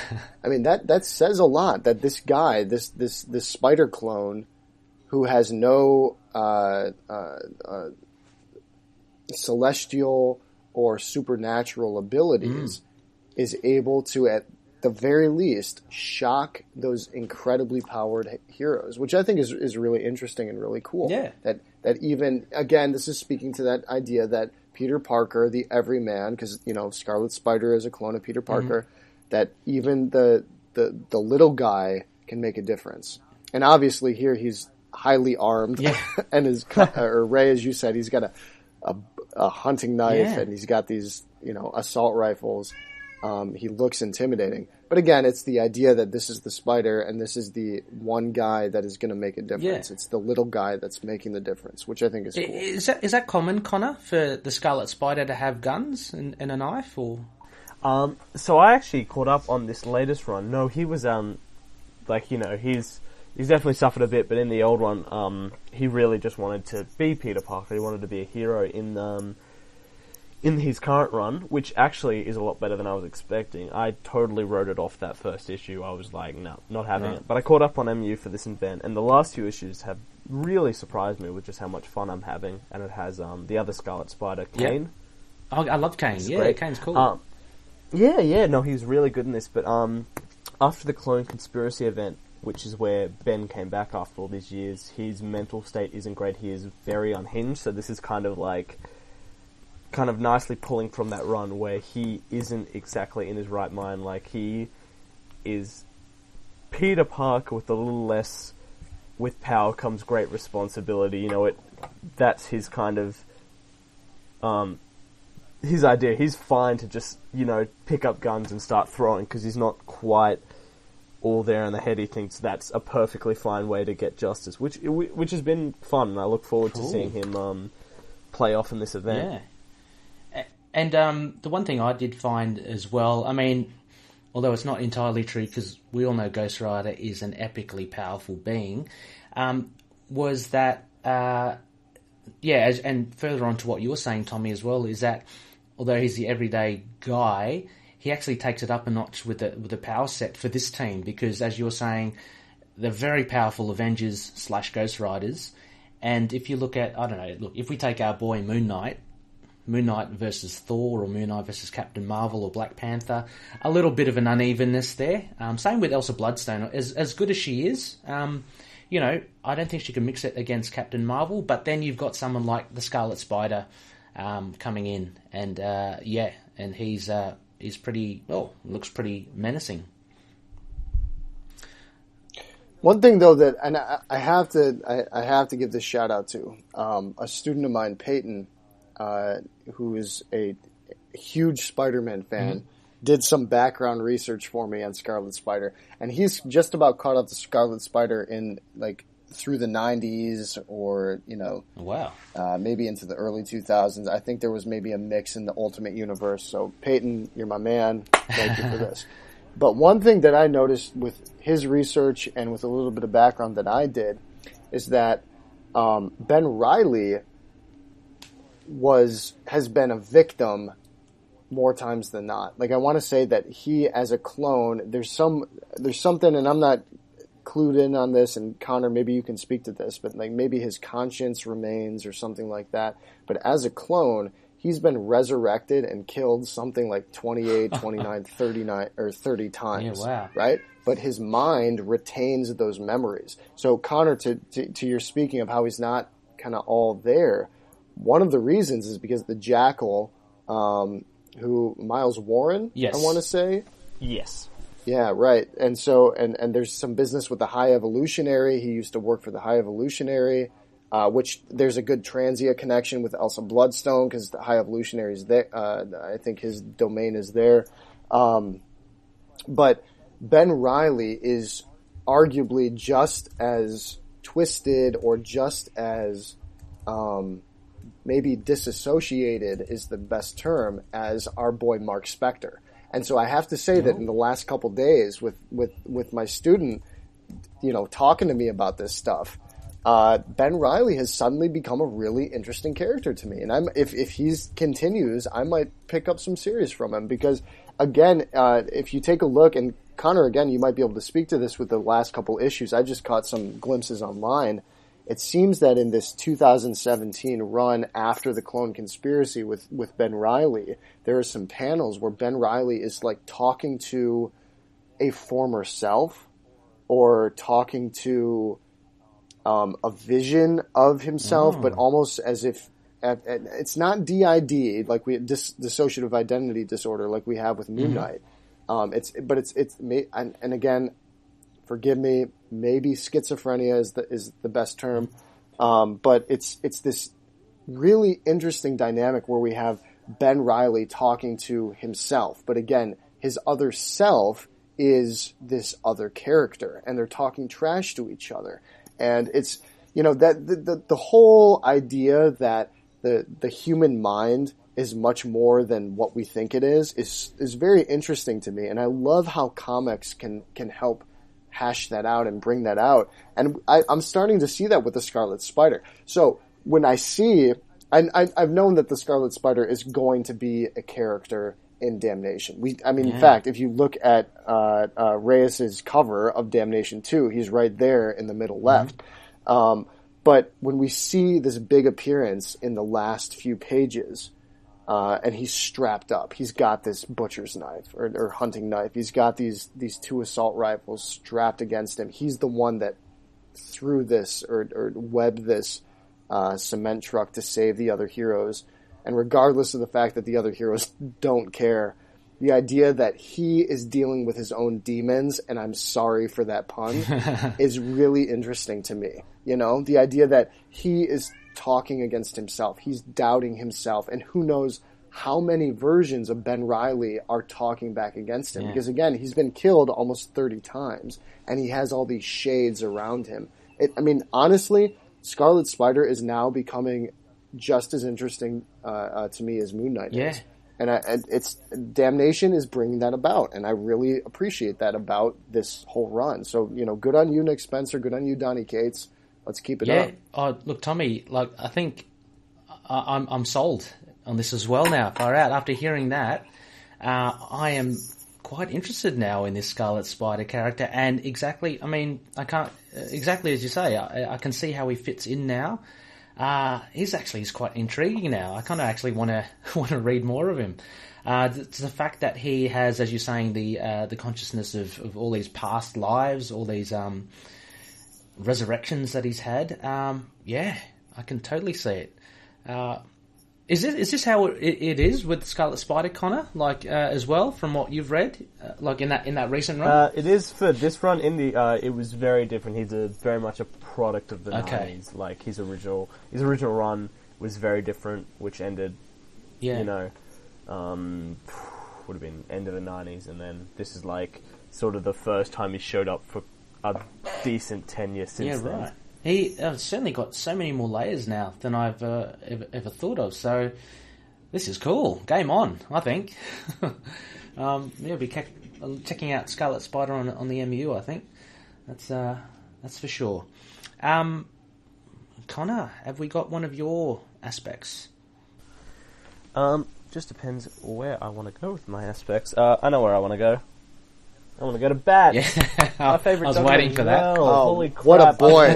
Bats him. is awesome. Bats is hilarious. just quick bit. He's the greatest. We should bow before his presence. He's so funny. He's easily like my favorite new character. Oh, for sure. Kate's just does so much with him, making him a companion and a dog with the urinating and, he's just so smart, but just so dog-like. It's just brilliant. But I also want to bring up Wong as well. I think one of the big things with Wong is that, he's really just seen as the guardian of the Sanctum Sanctorum. He just kind of helps out almost as like a, secretary to Stephen Strange. I really love this issue showing off how strong he was. We see him fighting and an acknowledgement that, he got this team together because he could beat them if he wanted to. I don't think we've seen Wong given that sort of presence or acknowledgement to his own power in years, probably. Yeah, he's quite badass. I think he's really been... Yeah, he's been really, left to the side of just... This is kind of just what he does. He just hangs out and helps Stephen. But here, we see he's actually a force to be reckoned with. Yeah, it's certainly come out a bit more. I've always felt with Wong that that there was just something underneath the surface to him. Like, with Stephen Strange, you got Doctor Strange doing his thing and Wong being his kind of like assistant. But it kind of comes out a little bit in the movie as well with Benedict Wong. That there's a lot more to him than what you usually see. And I like that about Wong. I've always liked that, how he could definitely handle himself. He's kind of like, to me, the same as that you can you have faith in Frenchie. You know that Frenchie can take care of himself. Like and that was shown in one of the Mark Spector issues, Grudge Match, which had Frenchie fighting, I can't remember his name, but there was a dude that actually injured Frenchie, and he decided to take on this guy by himself. And he said to Moon Knight, "Look, don't worry, I've got this." And he just kind of padded himself up with, with some armor and some guns, and he just took on this guy himself. I find that the same with Wong, that he's totally capable, but you just know it, but you never see it. And I think with this, though, in Damnation 2, it's great how Spencer and Cates kind of brings that out and kind of emphasizes that. Yeah. And see, I read Wong in this issue as almost like a avatar of the Ancient One. And I know that that's saying a lot, and pardon me 1 minute. But just the idea that Wong is saying, and he's going back and forth with Bats, like, yeah, I'll rescue Steven when he needs to be rescued, or I'm going to do it, but I'm going to do it by my terms, or, yeah, okay, we're going to get to it when we get to it. But then when you see him fighting, and I think it's Johnny Blaze in the last couple pages of the issue where he asks, hey, where's Wong, right? After, Blade's been taken down by Mjolnir, and Moon Knight has been basically worthless. He's got a fire arrow in the thigh. That provides some comic relief, which is good. But then Wong presumably has been down the strip, just laying into these demons, which, again, if none of you have read the Tom King Batman series with where the Gentleman comes in and Batman and Wonder Woman, I'm blanking on the numbered issues, but they go into this realm of hell and they just have to fight demons for years on end. That's what I was thinking about here, how Wong is just, even though he has finite energy, he is a human. He's just doing what it takes to save his friend, and in this case, to save his team of the Midnight Suns, presumably. He's just laying into it, and everybody's wondering, hey, where are you? But he's just laying it down, and so to me, it's almost like maybe there will be a reveal where the Ancient One is going to be the spirit within Wong, or Wong is some other being, and he's more than who he is, and he's going to finally show Stephen Strange how dumb he is, Strange is, by the way, because he's continuing to make these mistakes, and it's just, and I know that's another one of our aspects, but and maybe this is a good segue, but just this idea that Strange keeps messing up, and the only person at the end of the day that can rescue Stephen Strange is his mentor, and maybe this is just showing that Strange has never grown out of that transition or temporary phase of practice. Like Strange might be the Sorcerer Supreme. He might be the most powerful being in that part of the universe, but then again, maybe he's not. But because of the stupid mistakes that he continues to make throughout his run. Yeah. So that's what is both super interesting to me as, or for a character as Stephen Strange, but also something that continues to let me down, is how many times is Stephen Strange going to make the same mistake because of his arrogance? Yeah, he certainly is heavily flawed in that sense, and the boys over at Defenders TV podcast made mention of that as well, how he's trying to do good, but he always seems to kind of make things worse, which is what Stephen Strange seems to be doing, in the recent runs. I like your speculation here, Tommy. And I think one of the seeds that was planted is that the fact that Wong said that he could beat every single one of these guys. And you only have to look at Ghost Rider. Ghost Rider is actually an incredibly powerful being. So if Wong reckons he can take him out, it makes you kind of think, yeah, is there something more to Wong? Is there some connection with the Ancient One? I'd love to see it, actually, because we haven't seen the Ancient One in a while.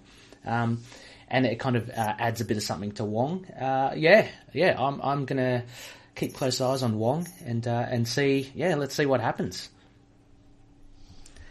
But that actually ties in, Tommy, as you're saying, to one of your... Is this one of your aspects, or Connor's, about Doctor Strange? As a screw up. As the screw up? Is that... Yeah. That, and this one we can probably make... or keep pretty brief. I just had a note, too, that Doctor Strange here seems to be depicted as the screw up, which ultimately is... or because of his hubris, because of his arrogance, which... I mean, that's... why Doctor Strange is Doctor Strange, right? Is because he was an arrogant surgeon, because he was self-obsessed, because he thought that there was no one better than him, and then, he gets into the car crash, and I know that's been rewritten a couple times. I want to say in 2005, 2006, and I'm blanking on the name of the series, but there was a limited series, 5 issues with Doctor Strange. It's really, really a beautiful Oath? 5 books. It's The Oath. That's what it is. Thank you, Connor. I adore that series. I think it's so simple, but it is just it's the perfect origin for Doctor Strange. Yeah. And again, that's I think probably what Benedict Cumberbatch and MCU's Doctor Strange really was based off of. Or at least the formation of that character. Yeah. This idea that we have this incredibly arrogant, hubristic surgeon who is very accomplished, doesn't really care about other people, arguably doesn't care about himself, but only cares about his skill. And then when his skill fails him, he's left with nothing, and then somehow the universe is generous and gives him a way out. Yeah. And that's honestly, unfortunately, the thing that I hate about Doctor Strange. Because I adore Doctor Strange and Ray again. Yeah. You and I were talking earlier before we recorded about how Doctor Strange is a favorite of ours. But when it comes to it, I find, and again, I don't follow Doctor Strange as closely as, say, Moon Knight or other characters, but Doctor Strange continuously seems to reflect the exact same character, where it's his arrogance, it's his self-love that brings him down. And that's what we have here in Damnation, which, again, I'm having fun with Damnation. We've said it a couple times, and we've got the whole Faustian legend that's mixing in, this idea that the human thinks that they can trick the devil, and they can get away with it, and they're smarter than the spirits that have come before them. But ultimately, it's kind of the same story, regurgitated again and again and again. And I know that is all of literary history. We're just playing with archetypes. But this, with Damnation, though, it and Doctor Strange, it's just, maybe it's less Damnation. It's more using Doctor Strange in this way, again, is not as refreshing as I thought it would be. And that's, I think, that's one point against Damnation, is just the idea that here comes Wong, he's going to save Doctor Strange, Maybe he's the Ancient One because Tommy's crazy, but Doctor Strange is messing up again, and so that's I think the one thing that's detracting it. I think also as well, from what you say as well, we are returning to very much a Doctor Strange, kind of way that he's been depicted over the years. I think there was a little break there. Donny Cates managed to do a great thing with, when Doctor Strange lost his powers and him fighting the Empirical, and for him to, I guess paying a price for using magic, but then in that run with Jason Aaron, not Donny Cates, Jason Aaron trying to find magical elements throughout the world to actually kind of collect a bit more magic again after the Empirical had destroyed all the magic. There was a briefly for that, Jason Aaron did, I thought that was great what he did, and it really changed Doctor Strange in that regards, because as you're saying, Tommy, what he had was this arrogance, but he had that side by side with this massive amount of power as a Sorcerer Supreme. And only recently now, with Donny Cates on Doctor Strange and him regaining basically limitless magic through, I think, Yggdrasil, the tree of life from the Asgardians, we've got him back to basically full circle, back to him being this all-powerful being and flawed again. So, yeah, you're right, it is repeating in that sense. But I did like the little break before, which Jason Aaron presented. And he gave a nice little different spin to Doctor Strange. I think it is essential to have, if Doctor Strange is this all-powerful Sorcerer Supreme, it is good to offset that with him being a completely arrogant and flawed human being. Otherwise, if you had him perfect, he would be pretty much godlike. Of course. But he's and that's one of the things I guess I'm trying to lead towards, is that last page reveal of when he comes with the Ghost Rider head. When I turned to that page, I was thinking, oh, holy crap, because he's immensely powerful, and now he's like batting for the other side. So, I found that really impactful on that last page.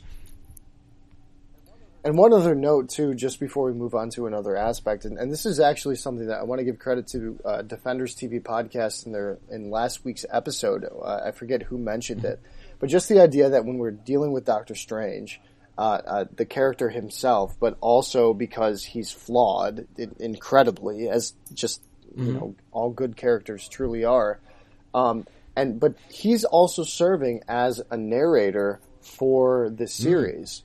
To a certain degree. And so Defenders TV Podcast brought up this idea that we shouldn't trust him, right? He's an unreliable narrator. Yeah. So even in that first page of exposition that we have at the beginning of Doctor Strange Damnation number 2, which for the most part is a regurgitation of what we saw in Damnation 1, but for individuals like me who did not read last week's Doctor Strange, and with the Mjolnir breaking his legs, and Thor breaking his legs there were times where I was thinking, after listening to Defenders podcast, that maybe what Doctor Strange is saying, as irritating as it is, as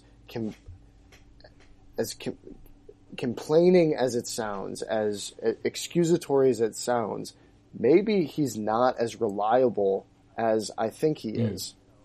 As somebody that loosely follows Doctor Strange, as somebody that has gone to see Benedict Cumberbatch in the Doctor Strange movie, where he's this perfectly, once he gains his power, ethical individual, and this pillar of the Marvel Cinematic Universe.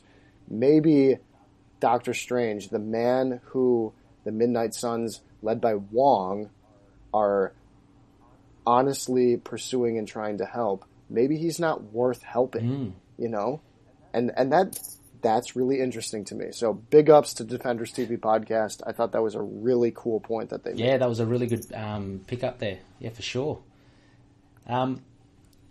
Connor, you've got another point here, aspect about the art. Oh, that wasn't actually mine. No, sorry. That was that was me. Yeah, right. Yeah, the art is fantastic. And Yeah, just a couple comments. Just I think it's perfectly suits this series. I think it's a lot of fun. The realism is great. I hate the Tottenham panel. I'll just say that again. I think that the way that they're drawing Bats is a lot of fun. Yeah. He's a really sympathetic character. He's fun. You know, I'm a dog owner. I think he's fun. I do have to say though, I absolutely adore the art. Yes. And it's beautiful. Kadransky does a great job, except with Mr. Knight. I was about to say. Every single panel with Mr. Yeah. Knight, I hate. It is just, it doesn't look good. It looks unnatural. The big splash page where Yes. the Midnight Suns are moving into Las Vegas. Mr. Knight looks like he has to poop. It's not It's just good. weird. Loose clothing seems to maybe not be a forte for Kadransky. I don't know, because Moon Knight's just got the suit on. It seems oddly, I don't know, less realistic than the other depictions he's had. Connor, what do you reckon? Did you pick up that or? Sorry, what was that? Sort of just cut out Oh a bit no, there. The just art. the art. Yeah. Oh, just general comments on the art. Specifically with Yeah. Moon Knight. Moon Knight. I will say straight away, I'm not actually a big fan of this art. It's just, it's definitely not my cup of tea. I can't tell whether it's the colouring or a bit. I just think the bodies, it can be a little inconsistent. There wasn't one sort of style I picked up the whole way through that didn't sort of carry it for me, and then I gelled with some things and not the other, and I don't think the colouring perfectly suited it like it did Rod Reyes. I need to look at the colourist to see whether it's the same one from the other, but possibly transplanting that with the way skin looked in this one and the way characters did just didn't gel with me, and that's fine too. Like, I definitely know this is good art. Obviously you guys enjoyed it. It's getting a lot of love online, but it's just sadly not the quite style for me. And you know, it's sort of, and that's fine as well. Like, there's a lot of house styles. This isn't a house style, but a lot of house styles, like, I don't gel with them. But so sadly that was a bit of a detractor with me for enjoying this, but like, stepping back, I can see why it's, you know, very much enjoyed. Although, Well, I think when Kadransky's on song, he really does hit it out of the park. But there are some inconsistencies here, and I don't know whether it's timing or, you know, deadlines and such. But there are certain pages, like, you know, the last page is, I thought, absolutely awesome. But there are some, facial depictions throughout the issue which seem very simplified and stylized as opposed to other panels. So there is a slight inconsistency there. I love how he's drawn Man-Thing. Just so much detail on him every time. But it's of course it's very very subjective as well. But it's overall it was I thought it was pretty decent. Would you guys mind flipping to this is the third to last page. Yep. This is the page where we see Scarlet Spider appear. Yeah. And then we have that horizontal panel of these Midnight Suns. I'd love to hear your comments on how Moon Knight is drawn in that central panel with the black background. He looks very odd, I must say. I'm not really digging how his mask is looking. He looks very strange. That's all I can say. So strange. Yeah. he kind of had that even when he first appeared. He just didn't seem quite outlined right. Like, he was almost kind of entirely spectral. Like, he wasn't quite a solid state to you're Oh, fight. right. I mean, because he's mainly in white, but it's really weird. I think Kadransky, I don't know, looks like he struggles a little bit with Mr. Knight and Moon Knight. But then again, if you look at that same panel, Tommy, as well, if you look at his Man-Thing, again, just absolutely it's detailed. incredible. It's incredible. Yeah. So, and even the simple lines of Elsa Bloodstone have an elegance to them. And just, you know, if you don't have the comic in front of you, Elsa Bloodstone is in the foreground here. Moon Knight is to the left, and Man-Thing is just in the background to her right. The Man-Thing looks incredible. I mean, just the details there. Moon Knight or I guess we should say Mr. Knight, and maybe this is on purpose, just looks like he's derping around. I mean, it looks like he knows he doesn't belong here, and he is trying to figure out how to get out. And again, that central panel, for context, all of these Midnight Suns, if that's what we'll name this Yep. group, they're all reacting to Scarlet Spider, and they're all thinking probably, okay, who are you? Why do you matter? But again, Moon Knight just it is strange. Especially since he's all white. Yeah. He stands out, and it just looks weird. And from the Moon Knight perspective, that's too bad, because maybe that will cause some readers to lose respect for the character and not read him. But just kind of weird. I've just also picked up a little bit of an error here. If you look at his moon crescent on his forehead, it's actually reversed to what it should be, and how it's depicted in all the other pictures of him. So yeah, bit of a... Did they copy and paste, mirror that one? I'm not too sure. But yeah. Yeah. Right, and Moon Knight, look, let's just say as well, I wanted to say Moon Knight, he does get some of the really cool laughs in this issue as well, as you mentioned, Tommy. Oh, for when sure. he gets that arrow and he's running in the background. I mean, he just seems, as you say, he's a little bit worthless at the moment. He doesn't seem to be adding much to the team. But I love that line of which one is the psychopath. I mean, that was, that was pretty funny, I thought.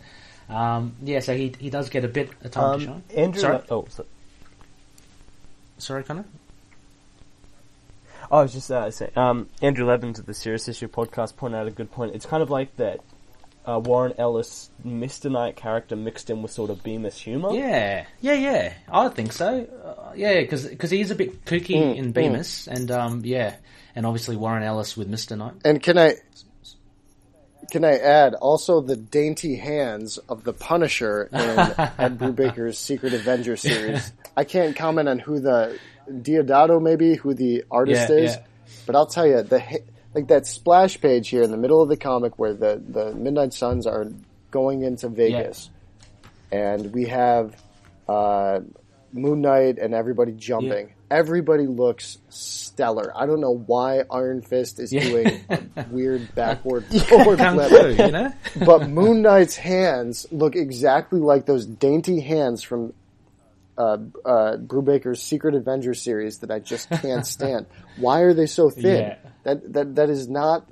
Those aren't the hands of a practiced martial artist. It looks like hands of someone that hasn't done manual labour all their life. To quote,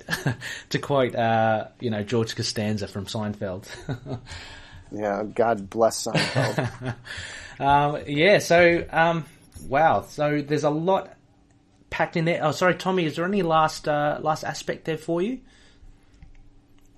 I don't think so. I think with this last one, just the idea that we are using that idea of devil versus man, going in on the Faustian legend, the Dr. Faustus legend of this idea that I can make a deal with the devil and get away scot-free, make a deal at the crossroads. That is an archetype of the Western world, and it's something that I'm very interested in, and it's. So I've had a lot of fun with this. Honestly, one of the reasons that I picked up Damnation was not so much Moon Knight. It was the fact that it's devil versus man. It's sin versus the concept of good.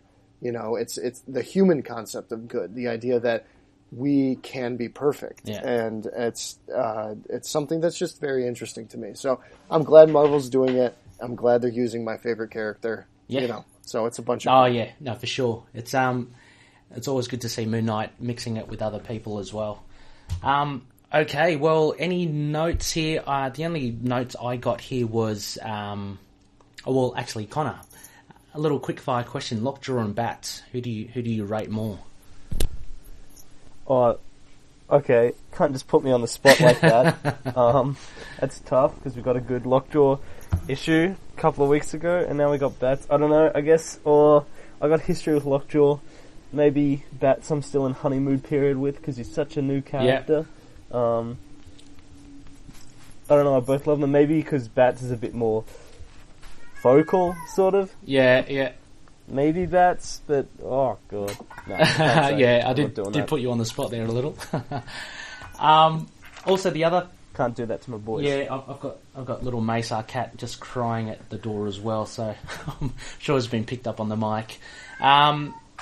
I'm not sure if you can hear mine going off. Like, oh, that could be yours. Okay, I thought it was mine. But anyway.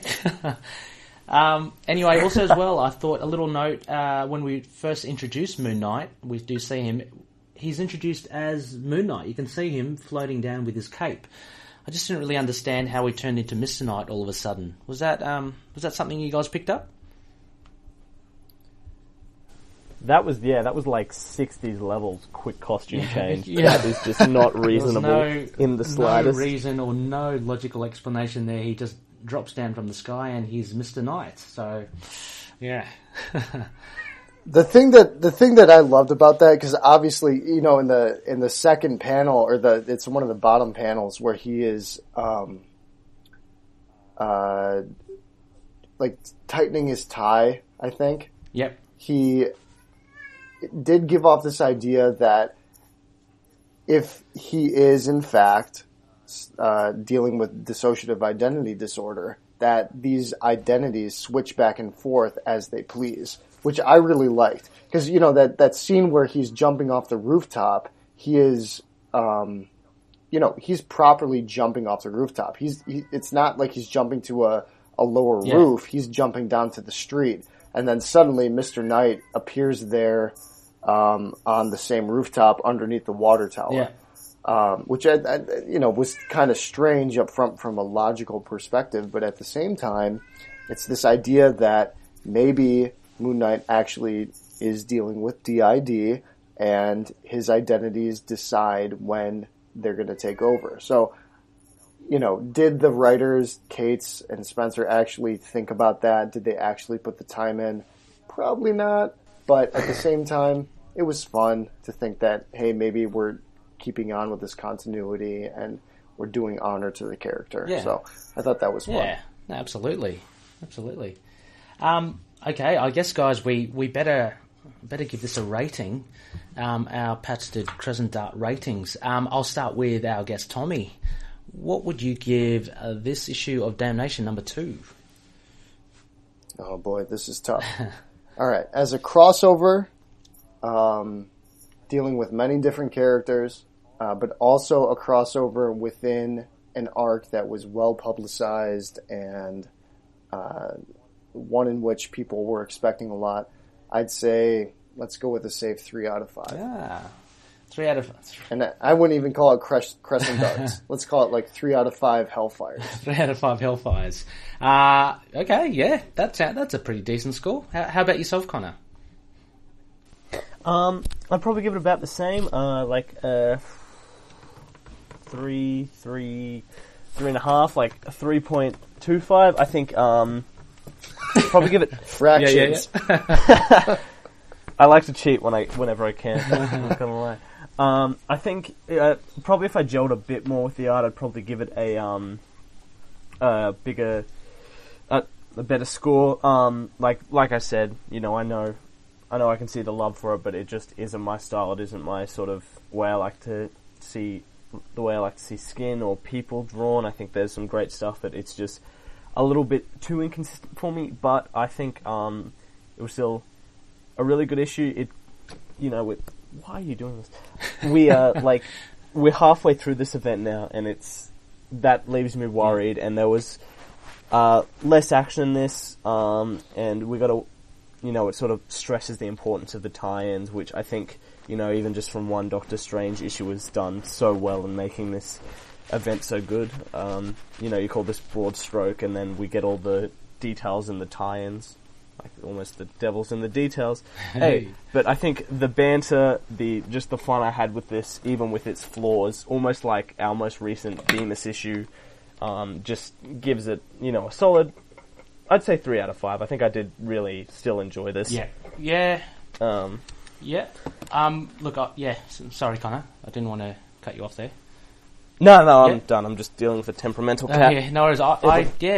Funnily enough, again, I'd say 3 out of 5 Crescent Darts for me, or 3 out of 5 Man Things. I think this issue was good. It was enjoyable. But yeah, and apart from seeing them kind of form together, it really didn't say much. rather than other than a couple of reveals of the Scarlet Spider and obviously Doctor Strange at the end. So again, I'd like to reiterate what I said at the beginning. I think the tie-ins will really fill in the gaps, and you can see it in the last page as well, where it says to find out how Stephen became a Ghost Rider, check out Doctor Strange 387. So you get a lot more information from the tie-ins, which I think is a good thing, because previously, and some of the problems of tie-ins is that they can just be, connected for the sake of being connected to the event rather than actually adding something to it. So I think the tie-ins in this event is quite important. So I think that's good. But this issue in itself, I think, would be about 3. So there you go, Loonies. 3 out of 5 average all round. Worth checking up on. And it's a 4-part core event series. So there's no reason why you can't just pick it up and give it a geese. Okay, guys, I think we are running a bit tight on time.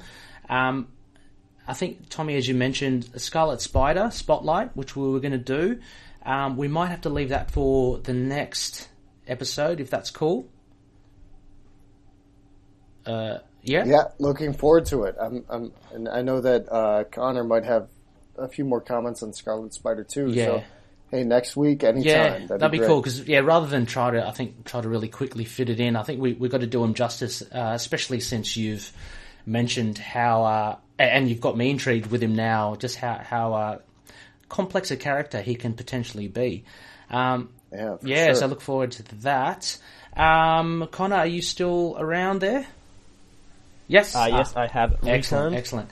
I was wondering, what have we got in store next phase?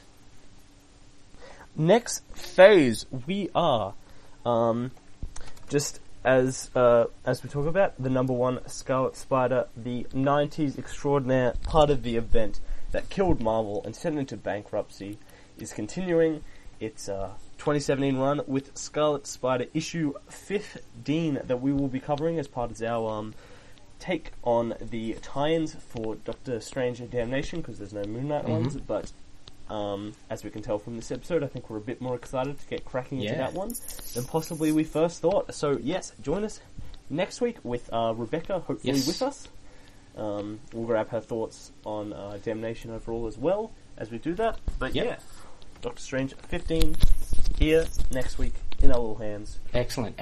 And Tommy as well. As mentioned, if you're able, it'll be great to have you on board as well.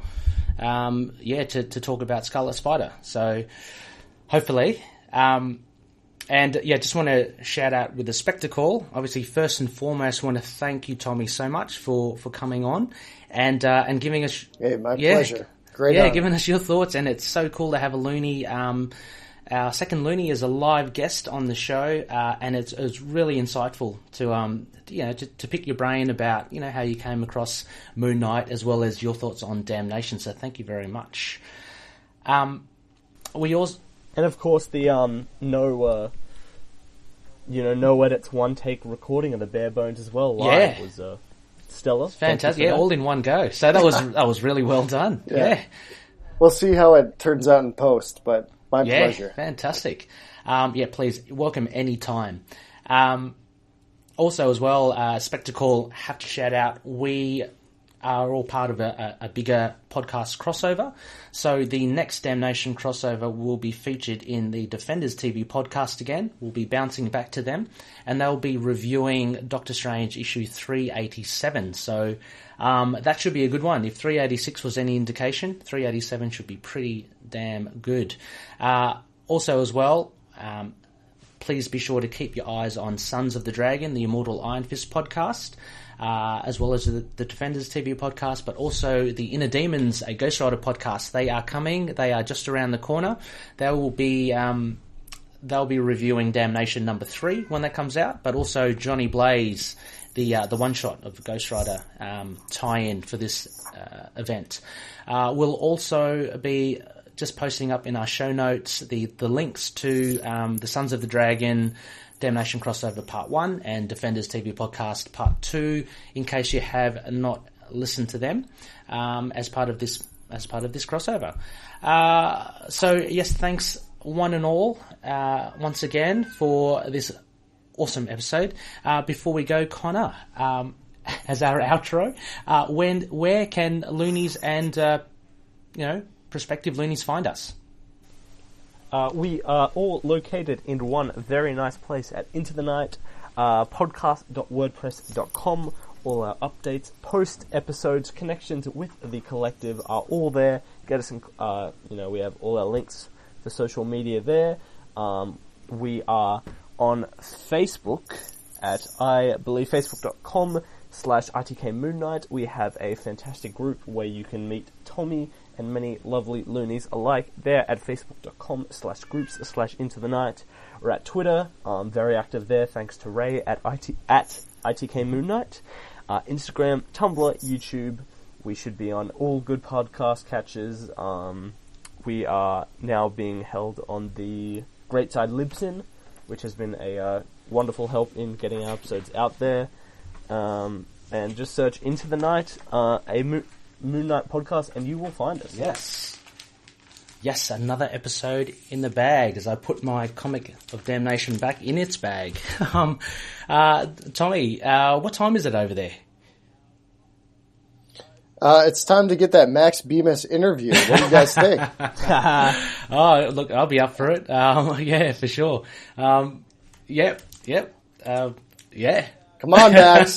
We hear you. That's it.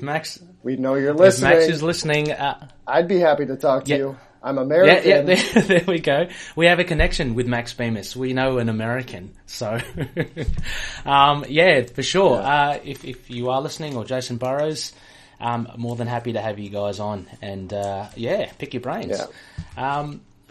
Thanks once again, Tommy. And I guess that will wrap up this episode 32. So, as always, sorry, Connor, I'll throw it to you again. What do we say? May Khonshu watch over the denizens of the night. Goodbye. Later. Moon Knight and affiliated characters, stories and events are properties of Marvel Characters Incorporated. Materials used and discussed within the podcast are intended for critique and review purposes only under the fair dealing concept of the current Copyright Act. The views, information, or opinions expressed during the podcast are solely those of the individuals involved and do not necessarily represent those of the copyright owners.